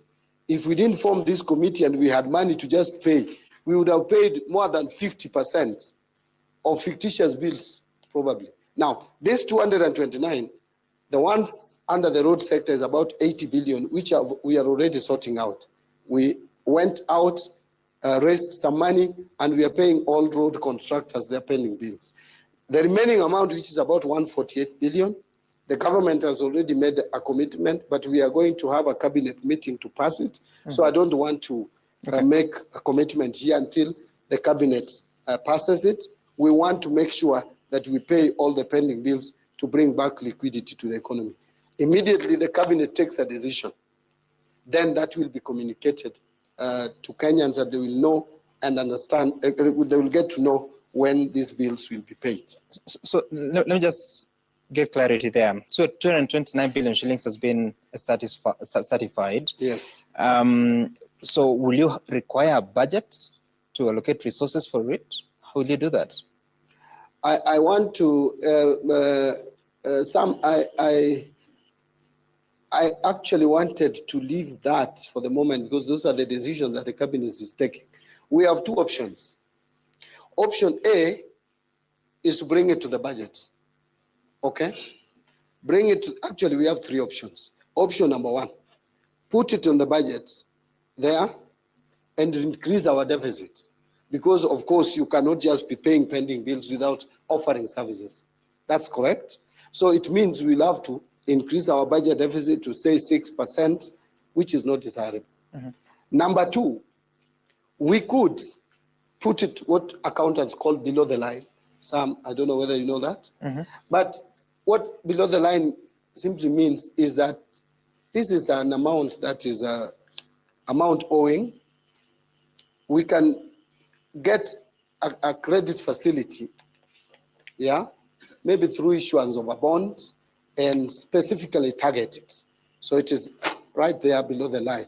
The last one is to go and read my friend here, Lawrence Kibet's department. He is the one in charge of state-owned enterprises. We can look for one and sell. Okay. Yeah, and privatize. I know selling sometimes makes people. We privatize, like we did with Safaricom. Yeah. We privatized part of Safaricom largely. Yeah. We could go and complete privatization of Safaricom, or we could go to another SOE, state-owned enterprise, and privatize it full or half, and get money and pay. So those are options that the government has. Okay. And those are the things that we are exploring. So not yet determined. Yeah. So I want it to be clear, because unless the cabinet approves, those are still John Mbadi's thoughts. Before we get to the audience, recently the government was in China, led by the president, and there are several deals that were signed going into hundreds of billions, or tens of billions rather, more than 100 billion. And those MOUs, one of them talks about a chicken farm in Kajiado costing some 3.8 billion shillings. These are breeding birds that are to be reared there. There's also a plan to have the hotels in town, Hilton Hotel and Intercontinental Hotel. I think they're combined of more than 2 billion shillings. What is it that the government of Kenya is offering these investors that look so attractive that is difficult to give to local investors to do similar work in the country? Well, you see, Sam, I was the first one to go to China. Let me first put it very clearly that China is a very important trading partner and development partner that we cannot ignore. It's emerging as one of our serious destinations for coffee. But in terms of bilateral loans or debts, China is leading. Of the total 1.07 trillion debt, 660-something billion is owed to China. So that is not a development partner you would ignore. So we must engage. I went to China. We had engagement on a number of projects, discussion around SGR, extending it from Naivasha to do line 2B to Kisumu and do line 2C to Malaba, so that it connects with the one that Uganda is starting, to go all the way to Rwanda. We had a meeting with the Minister for Rwanda, Uganda. We want to go all the way to DRC and open up this market. It is good for Kenya. Now there is also the issue of Rironi Mau Summit, but all these discussions are around PPP projects mostly, because we also feel that we are squeezed in terms of the fiscal space to take more loans. Now, in terms of investment, private investments, these are negotiated through the ministry, and this will be, the details will come out. for someone to invest, someone must see value in that investment. And there are so many foreign investments in the country. We don't ask why is a foreign investor coming and not a local investor. It depends on the capacity of that foreign investor. And by the way, direct foreign investment is very good. It brings a lot of foreign exchange, and it brings expertise and professionalism. So if there are hotels around that can be converted and can be bought by or invested in by those foreign investments, hotels which probably we could not run as a government, the better. But the process will be competitive. That is the starting point. But at least won't include Kenyan investors, right? No. I have not read the details of the process, but I don't see why it shouldn't. I think the process, when you sign MOU, is an intention. MOU is not an agreement. Okay. So we have not signed any agreement with anybody. All right. There is intention. We are telling them these facilities are here. You can come competitively. By the way, even Rironi Mau Summit, if you have money, please come and bid. And do it. It doesn't have to be done by Chinese. It's only that there are people who have more resources than us. And they can come in and invest in our public. Again, I like your answer, but my question was very specific to Kajiado Chicken Farm worth 3.8 billion shillings to create 500 jobs, to rear 10,000 breeding birds, but you say you don't have the specifics? No, I don't have. Those ones with the specifics now will be the line ministries negotiating. When it comes to the treasury, okay, it comes for concurrence. So it will come. Okay. If now the government decides to implement, the cabinet memo will come from the line ministry, come to National Treasury. Before I sign it, Sama will be satisfied that all the conditions are met. Then is when I will sign it to go to the Attorney General. And it is a lengthy process that will go to the cabinet, and the cabinet will finally endorse. That is when it will be an agreement. Otherwise now, what we have are wish lists. MOUs. It's very interesting. The president witnessed the signing of those MOUs, but it will go through the process and come to the cabinet, which is chaired by the president. But we'll wait and see. Jimmy, what are the questions? No, you can't get away with that. Some, let me tell you. Let me tell you, there are so many things, so much intention that the president has had. Yeah. But a lot of them, presidents in the world, a lot of them don't see light of day, because when you now start taking them through the process, then they fail at some point. All right. That is when a system is working. When I have the pen of the cabinet secretary, I don't share it with anyone. So long as I am still the cabinet secretary, the day the president removes me, that power goes instantly. But so long as I still have it, I'm the only one who has it. I don't even share it with the president. Sure. Yes. Good point. Questions? All right, and Waziri, we're hoping that you won't be removed anytime soon, because there are some pertinent questions that are coming in. And one is from RMA Kiberenge, who says, CS Mbadi, as an MP, you used to demand that Treasury make public the debt register. As the CS, now that you're the CS, when will you make public the debt register? Can I answer that? Go for it. Kiberenge, I think, has not been following. When I came to the Treasury, the first thing I said is that we are going to make public the debt register. First of all, it should be understood that the debt register, even today, is public. You go to Treasury website, you'll get it there. But what I committed myself to is the audit of that register. And immediately I came in, the Auditor General came in. We invited the Auditor General. And that invite did not just come from the time I came to the Treasury. When I was the Public Accounts Committee chair, I had already written to the Auditor General to come to the National Treasury and audit. Remember, the President formed a team which faced legal challenges. Now, the Auditor General is working on the audit of the public debt register as we speak. This is an independent office. If I am even seen or heard or imagined that I'm controlling them to bring that report tomorrow, I would be acting unconstitutionally. I should be impeached. And since I don't want to be impeached, I want to leave it that the Auditor General will make public that report, because she has come in There was entry meeting. She has been meeting with my team here. Rafael Owino is leading that team. The audit is done publicly, and the report will come out publicly. All right, thank you for that response, Waziri. We want to get a few questions from the ladies. We know that they've been very quiet. I'll start here. Kindly just tell us your name and go straight to your question. Keep it as brief as possible. Thank you so much. My name is Harriet Tabitha.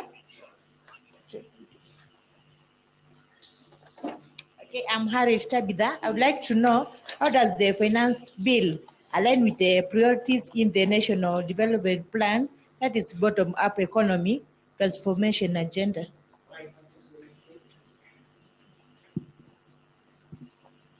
My name is Nelly Kabiru, and I wanted to ask a question for the common mwananchi to understand. How much has been allocated for the proposed Finance Bill 2025? Do we have enough money to finance the Finance Bill 2025? If not, what is the plan? How much are we going to borrow? And how much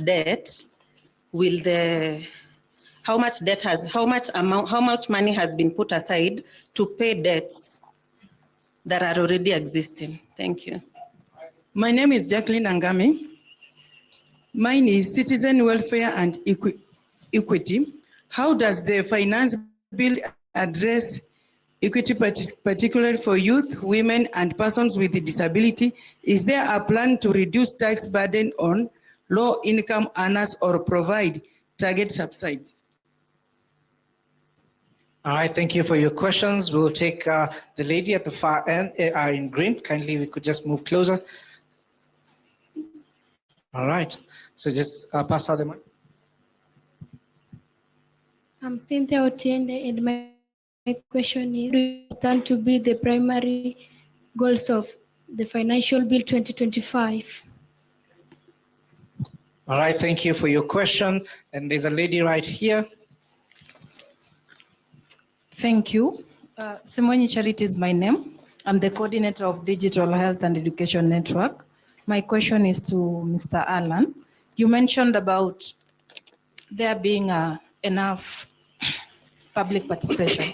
Now, there's been an outcry of the youth having lost a lot of money and hitting rock bottom because of betting companies and online gaming.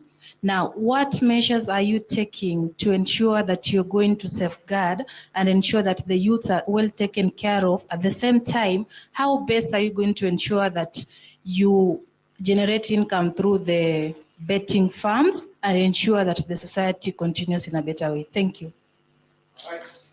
Let me have the mic. All right, thank you for your question. There's a gentleman here. Thank you. Thank you. My name is Dongo Merie. I'm a university graduate on matters economics, finance, and accounting. And my question goes direct to the CS Treasury. I think these people are, or Kenyan, they are sparing you. Let me ask you a heavier question, because 12 trillion Kenya shillings that we are facing is not a simple question. My question goes like this. I will read it so that you can light it, because I won't take the shortest time possible. Number one, even as we have discussed this, I would like Kenyans to ask themselves whether what we are discussing here is within the Constitution, because Article 221, the budget shall contain estimate of revenue and expenditure. So the budget we are talking about here must have contained the revenues, which I'm getting that you are going around. You do not want to explain how much exactly, because the Constitution says the budget shall. So I want the CS to answer my question like this. Yes, and the question goes like this, so that I take that second.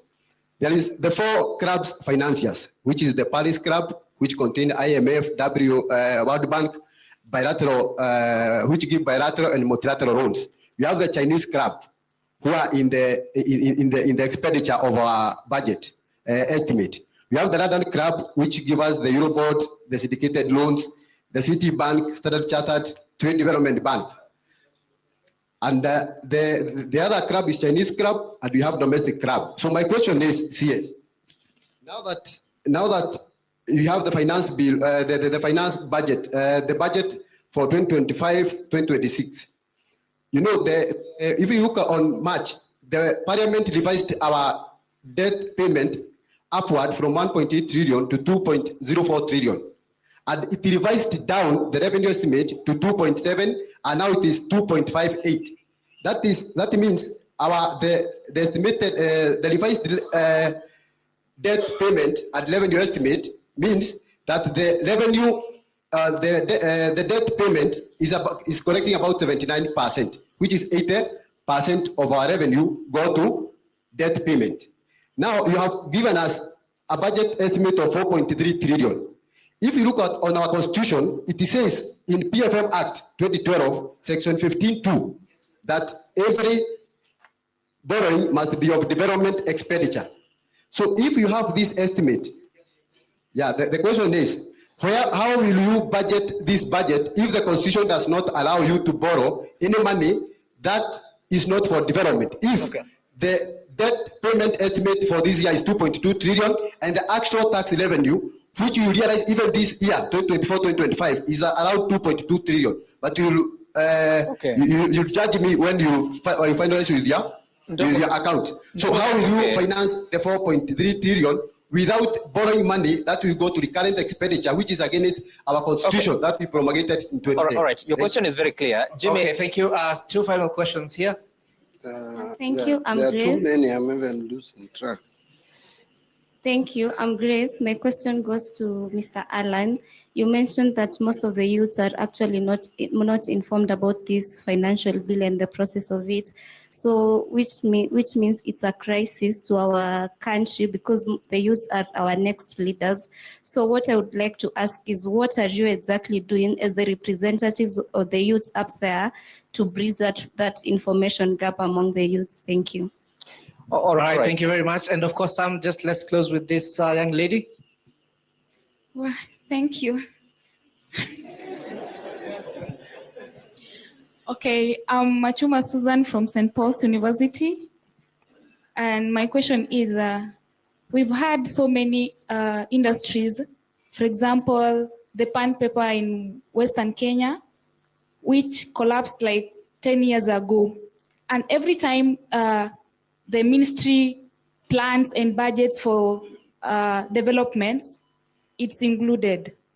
So do you mean that it will be budgeted for every financial year and there's nothing being done? Because you've talked something about Gen Zs, going on streets. They do so because they are idle. Why can't you reestablish them so that they become busy? We are not going to run around. Thank you. Okay. All right. Sam, over to you. And of course, Waziri, as you can see there, we cannot sample all the questions, but also just a comment from the border sector who feel that their question has not been responded to. And that is with regard to the tax on plastic, which is largely used when making their helmets. Over to you, Sam. All right. There's a lady who has been waiting for the mic over there. Inspect, you'll give her a chance when Waziri allows us. But Alan, you may want to take the questions that have come to you. Thank you. Thank you so much, Sam. Allow me first to answer my sister there. Yeah. I just missed your name. But Charity. Charity talked about, first I mentioned that, I didn't mention that public participation has been done enough. What I said is that there is a good progress that has been done because previously this kind of engagement was not there. So I began by appreciating the National Treasury by saying and commending them that this is a good job, and saying that they need to do more. And allow me to answer that in conjunction with what you had said or what you asked. I think it's almost the same where you asked that most youth, I said that most youth are not informed about the finance bill. What are we doing to ensure that they are informed? The first thing that we are doing now as USPAC, that is Universities and Colleges Student Peace Association of Kenya. Last week, we organized a forum that brought together more than 40 universities. And the topic was about finance bill. We went and talked to the National Treasury, where they came. They brought an expert. I think George is the one who was there. then directly they interacted with the student. And the first thing that they did was, first of all, to train to unpack the finance bill. After unpacking the finance bill, then we organized a forum like this, where now students were able to, they were very well equipped, and they were able to ask from a point of information. From next week, we are organizing forums, regional forums in universities, in all the 8 provinces, the former provinces, just bringing the student so that then they can interact with the actors, ask them questions so that these students will be able to understand the finance bill and then give their input. And the reason why we are doing this is because we strongly believe that young people need not to be just participants. They need to be actors, and their issues need to be addressed. On the issues about gambling, income through betting company, how we can be able to tap on that, I think CS has the best, will be able to answer that better than me. Okay. So thank you so much, Sam. All right. Thank you. Yes, go ahead, Mheshimiwa. Yeah, there was a question that was asked about in the finance bill, or what is there in for women, youth, and disabled, isn't it? That was the question. The law, the Constitution itself says women, youth, disabled must be given 30% of all government procurements, unless maybe some so complicated specialized procurement, such as maybe buying a jet fighter, which those people might not be able. And that is what my committee goes into every department and checks. Up to today, it has not reached the maximum, the 30% that is required. But with checks and balances now and then, there's a lot of improvement the last 2 years or 3 years that I've been checking on this. So you should know that there are also other funds like affirmative action funds, youth funds, many other funds. But what the Constitution is giving you is that 30%, and you must claim it, and you must get it. And if you can't get it for one reason or another, we are doing the oversight, and we'll be able to support you. Okay. Thank you. All right. Of course, there are various questions that are coming towards such funds that you described there, including the NGCDF, which has been determined to be unconstitutional by the High Court, yet it is in the budget. Waziri, you can reflect on some of those questions that have been asked, as well as that final point. Let me just re-emphasize or add to what my colleague, Honorable Yusuf, has talked about. We have also taken care of the marginalized groups in the society in this budget. One of them, the cash transfer to the elderly, we are allocating 25 billion. Cash transfer to orphans and vulnerable, 8 billion. I want to just mention something on National Development Fund for persons with a disability. We have put 150 million. And we have also put 1 billion for National Fund for the Disabled of Kenya, which has moved from, I think, 400 million to 1 billion. There is also National Autism Support Program. We know what it means. National Albinism Support Program. We have also allocated 90 million for that. So there's quite some allocation for these specialized groups. Right. It may not be enough, but it is some step. Now, on the question that was asked on plastic, I think this must be the issue relating to environment and the issues of the regulations that have been issued through the ministry, through NEMA and Ministry of Environment. It has nothing to do with our finance bill, and those are issues to do with the environmentalists, advocates. They have a lot of issues. Much as we talk of plastics is good for packaging, etc., helmet, they are also saying it is killing the future generation. So that argument, that debate is out there. I wanted to remove it from this discussion because it's not part of our finance bill. We have not brought any such tax in our finance bill. Finance bill aligning with better, I think this is budget estimates aligning with better, and I explained that. And someone has asked, what is it that is in this finance bill? 20 primary goal of this bill. The primary goal, as I said, tax administration, make tax collection efficient, okay? Seal tax leakages and loopholes. And I just want to read the following, that we are increasing daily subsistence allowance not subject to tax for private sector employees from 2,000 to 10,000 shillings per day.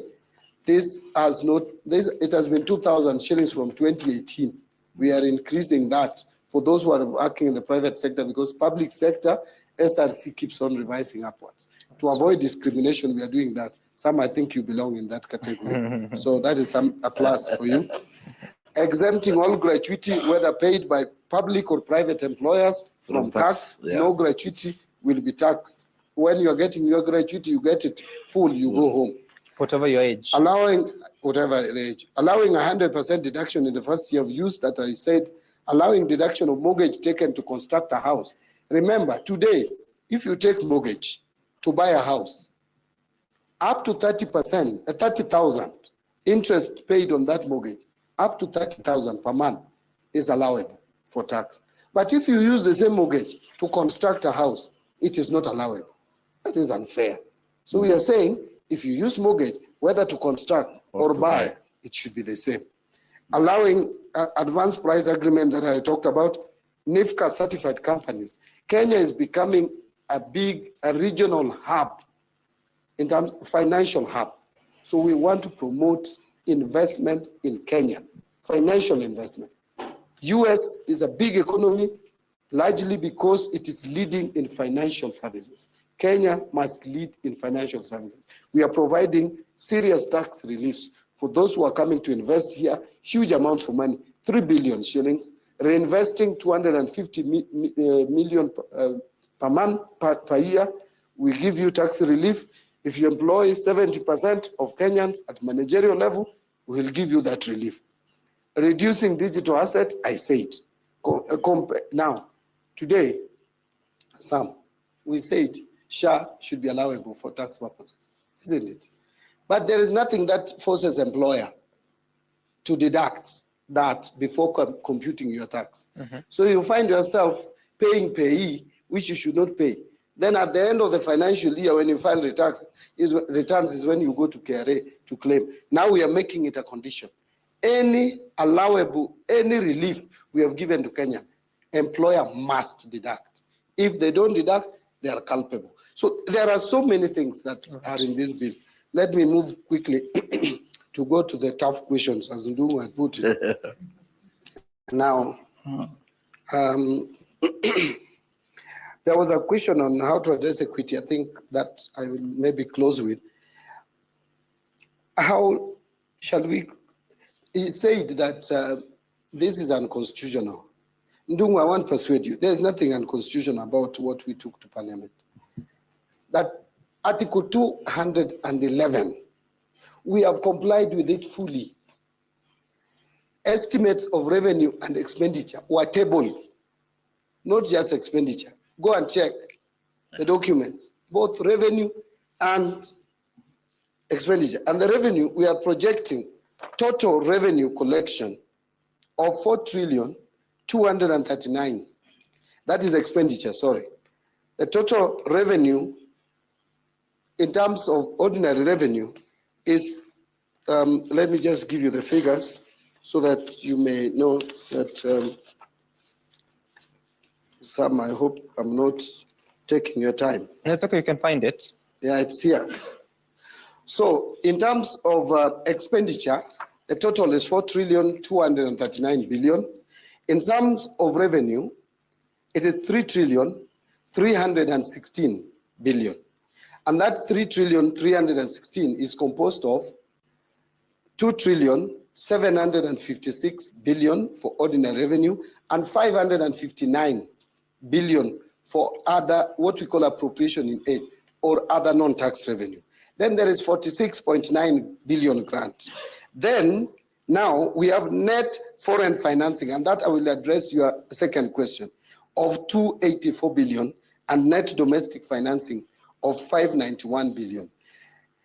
You are asking that the total debt is about 80%. That is not correct. There is what we call the net financing. There are others which are rollovers. So when you roll over, you are not taking debt to pay recurrent. You are just rolling over a debt. I hope that that clarifies it. We are rolling over the debt, so that does not violate that principle. But the net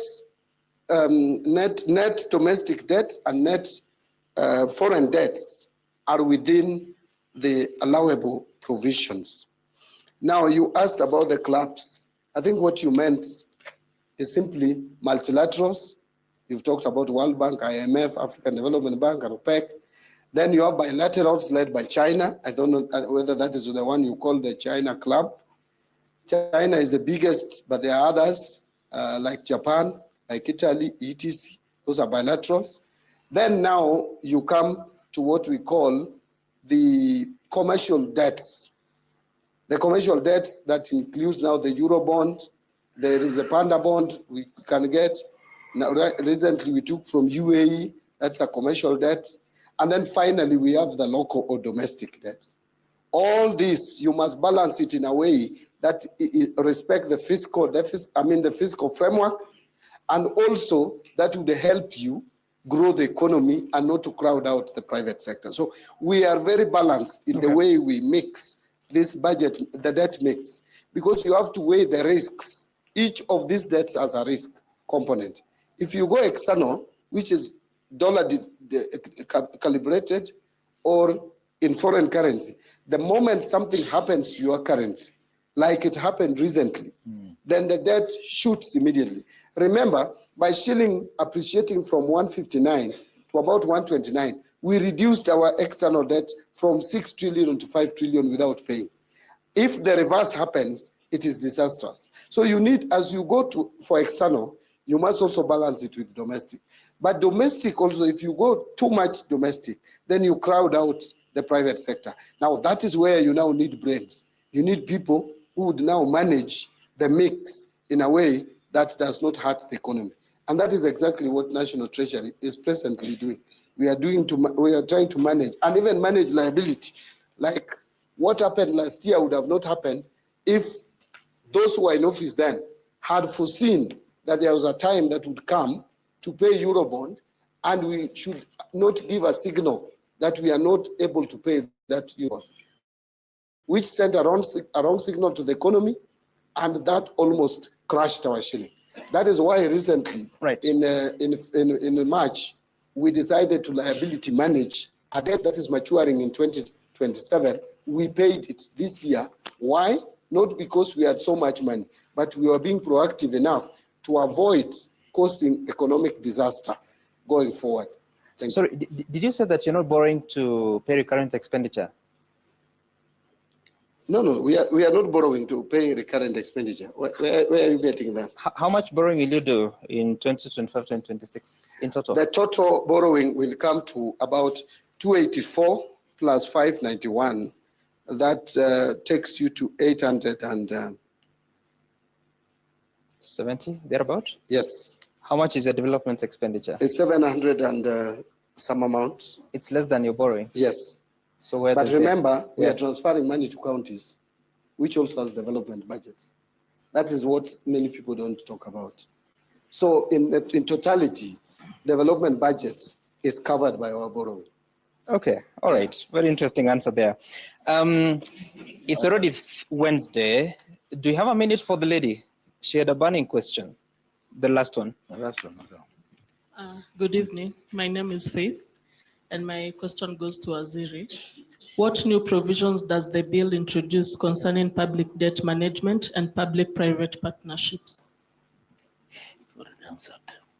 Sorry, did you get the question? Come again, please, if you don't mind. What new provisions does the bill introduce concerning public debt management and public-private partnerships? Which bill? Oh, the finance bill.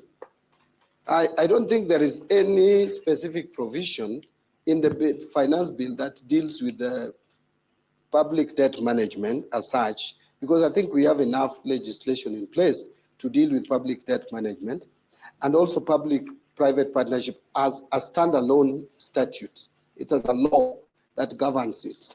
But something that may interest you is that we have just adopted something that is working and would help in managing public debt and public expenditure. And that is the e-procurement, which we launched last month on 7th. What this simply means, Sam, is that all our procurement from July 1st, all government departments, 3,000 of them, including counties, must be onboarded to our electronic system of procurement, where we remove human interaction with the system. There is nothing that would stop you. You are in US and there is a tendering process in Kenya. You can tender from the US through the system.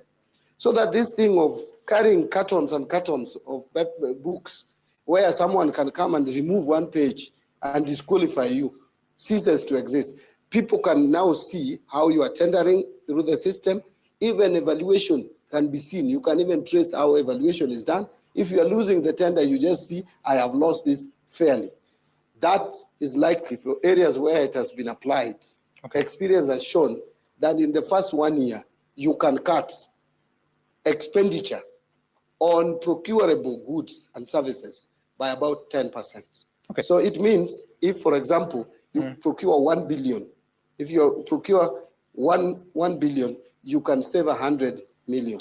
If you procure 1 trillion goods and services, you can save 100 billion shillings. And that can go a long way in providing services that we badly need. All right, Lenas, I'll give you an opportunity to give your closing remark because you've been quiet for so long. Thank you. Thank you, Sam, for the opportunity. My closing remark would be from being from the Inter-Religious Council of Kenya, an interfaith body. I would say that my closing remarks would come from Isaiah 1, verse 18, which says, "Let us come together and reason. Let us come and reason together." So yes, things have been done differently. Things have not served us, but then we have an opportunity. So we need to listen. We need to be a people who listens to each other. Okay. We need to be a government that listens to each other. And by coming together, reasoning together, we will arrive at a solution that serves every Mwananchi in a better way. Thank you. All right, and we have to leave it at that. Jimmy, have any closing words? All right, thank you very much, Sam, and of course your panel. And that marks the very end of today's session. And I just want to take this opportunity to thank each and every one of you. I know, unfortunately, we couldn't get to all your questions, but there will be another opportunity to engage with the National Treasury. And of course, we'll be making sure that we publicize that. And all those who are joining us online and sending their feedback through the hashtag, of course, we couldn't sample all of it, but we hope that the question that we've been able to raise in this session have at least given you a bit of clarity. From my end, my name is Jimmy Bogo. Thank you for watching. Sam, over to you. All right, now, Mheshimiwa says that he has something to add. A very quick one. And this is the last one. Yes. Sure. As you can see, me, I've lived long in this Kenya, nowhere else, as a civil servant, as an NGO, international NGO worker, as a politician, and I've seen many finance ministers. I think now we have the right person in the right place at the right time. Thank you. All right. Thank you so much for making time for this conversation. We started this conversation yesterday. It's 6 minutes into a new day. Thank you for your attention. Waziri John Badi for making time for us. Thank you so much, Alan Chacha. Thank you, Mheshimiwa Yusuf Eden Haji. Thank you so much, Linus Ndigai. And of course, our great audience here for making this conversation successful. We'll continue to have this and raise the questions that we need to as we move ahead to understanding what is inside the budget of 2025-2026 and the Finance Bill 2025 in a way that no one else can do but Citizen TV. My name is Sam Gituku. Have a good night. See you soon.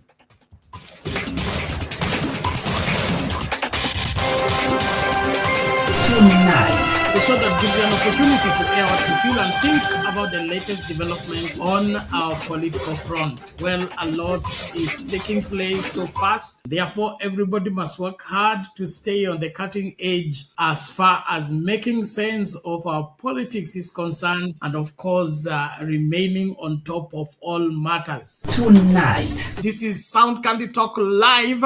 72 people have cast their vote already, and only 42 have liked the video. Justified. So from the look of things, the majority of Kenyans think the government need to up their. Glad to report we are back on the main channel as well, and therefore we are asking everybody to